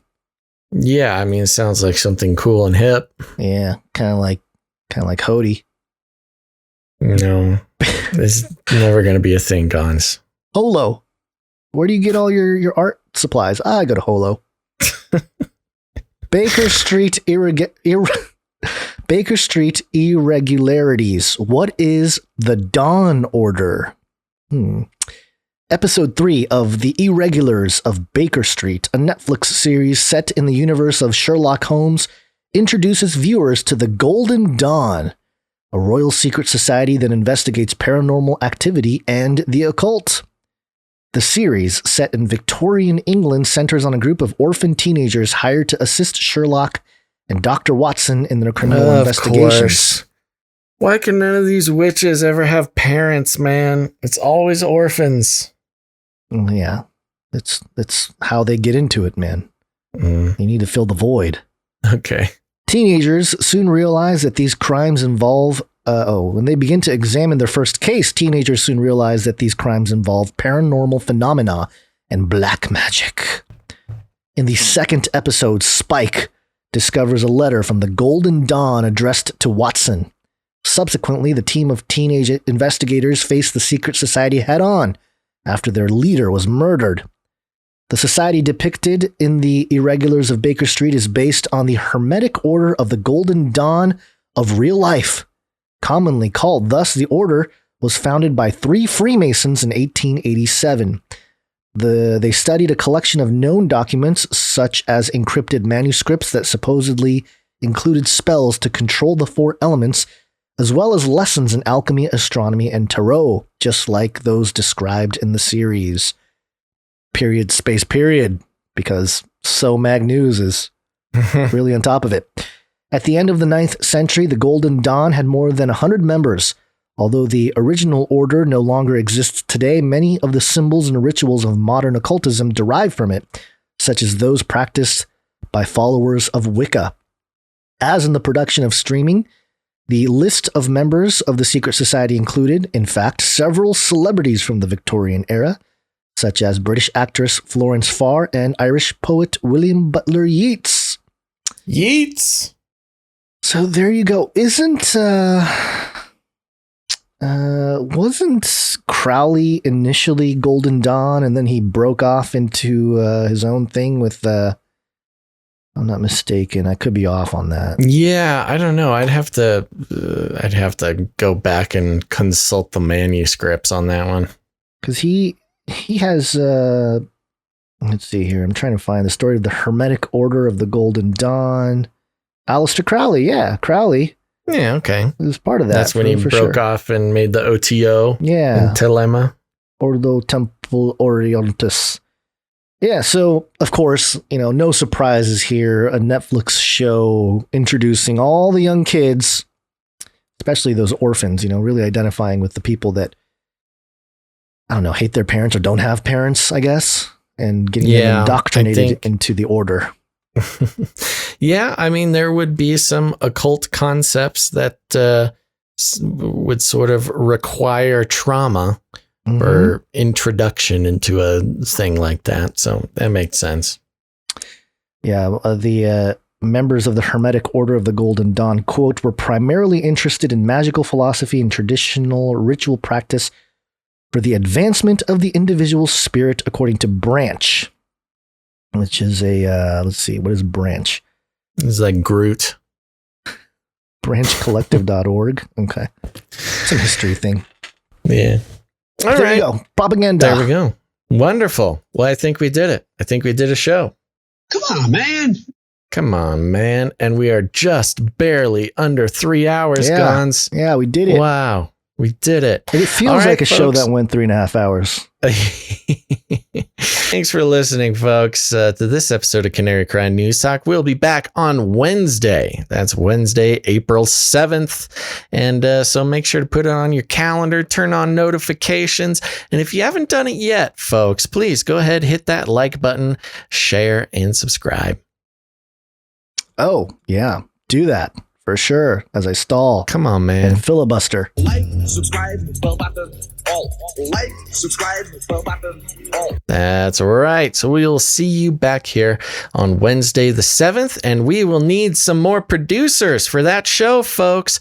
I want to thank today's producers of episode 320. Oh, wow. We're coming up on episode 322 on Friday. Oh, this Friday. Yeah. Okay. Ooh. So there you go. Hey, producers, do we even want to bother doing a special 322 thing? I feel like that's what's the opposite of skull and bones? Like, how can we reverse that whole thing? Head and arms. Head and arms donation for Canary Cry. Producers of the head and arms. Yeah, either that or butt and skin. Oh gosh, I'm just saying. You asked. Anyways, and foot. Okay, we'll think of something. All right, folks. Well, thank you to our producers. Patreon account of the year: Jacqueline P, David D, Jimmy and Holly, Vladimir, Jennifer, James, Beast System Revealed, Malik, and of course, Jade Bouncerson for the timestamps. Oh, and Christine, producer Christine for the timestamps as well. And to all of our musicians and artists for making this show possible. Remember, so if you want to become a producer of the show, make sure to head over to patreon.com/CCNT for Canary Cry News Talk. That's patreon.com/CCNT. Or even better, head on over to canarycryradio.com/support. Canary Cry Radio. patreon.com/support. That's right, folks. But if producing the show financially is not in the cards for you, remember, you can always create art for the show, create music, create jingles, whatever your talents are, you can put them to work here at the show, or you can help out with the timestamps as well. For all of those things, you can send those to canarycryradio@gmail.com if you like it easy, or canarycryradio@protonmail.com if you like to keep it secret. If you want to get involved with the Timestamps project, and we really hope you do, because it's a very important part of the show and will be even more important moving into the future, go ahead and send an email to jadebouncerson@gmail.com. It is spelled just how it sounds, jadebouncerson@gmail.com. So thank you very much. You can also help out the show by leaving ratings and reviews. That's right. I'll be reading ratings and reviews on Friday. It's always a little hard to explain, but just take our word for it. When you leave a rating and a review, it goes a long, long way to manipulating those algorithms, to sharing the show with people who may not have heard of it before. And Gons and I read all of them, and makes us feel good. So go ahead, head on over to Apple Podcasts and search for Canary Cry News Talk. Leave a rating and a review. That'll be very nice. You can also... There, I'll just real quick on that. I think we have some piled up because I don't think you read it last Friday because we were having connection issues. And the other thing that I'm hearing, and this is just kind of rumor stage at the moment, but Apple Podcasts might go the way of Spotify and shut down their open and free podcasting stuff that they got going on. So that's just rumor stage now. But if that happens, then I wouldn't put too much stock in that, but it is possible, and it's always been possible. But that means ratings and reviews will be even more important. So go do that. We'll read them on Friday. And also, you can share the show out. Hit the share button. Just post it on your social media. Send it to a friend. Post it in your forums, groups, Reddits, wherever. It all helps, folks. And even better, you got friends and family who are starting to wake up to the fact that the world is not what it seems. And you can go ahead and be a shining light of truth in their lives by sending them an episode. We like to call it rattling cages. And if you need any more instructions, here's what you do. You walk right up to them, you grab them by the cage, and then you shake it. The end of the world occurred pretty much as we had predicted. Oh, what happened? Oh, no. Here we go. Let's try that one more time. The end of the world occurred pretty much as we had predicted. I want to shake things up, stir up some controversy, rattle a few cages. Hey, stop that! You'll never silence me. I'm the last angry man, a crusader for the little guy. Leave the bird alone. Never. Rattle a few cages. Rattle a few cages. The human race will have every opportunity to improve. And if they don't? Ask Noah. That's right. Just ask Noah. Gons, any last words? The three frogs, demonic spirits that perform signs and go out to all the kings of the earth to assemble them for battle on the great day of God the Almighty. So yeah, watch out for them frog spirits. Spirit frogs. Okie dokie, folks. Thank you so much for tuning in. Make sure to tune in on Wednesday. That is Wednesday, April 7th, 2021. We'll be here, and thanks for tuning in this time. And gosh, I've lost it. Thanks for listening to Canary Cry News Talk. You sound really defeated or tired or something. I don't know what's going on, man. I am a little bit, but it's okay. Thanks for listening to this episode of Canary Cry News Talk. Make sure to tune in next time. But until then, think outside the cage. Nazis are not welcome here. Do not come back, you Nazi psychopaths. It will kill. He's a Satanist and melt those babies into candles. Come on, man.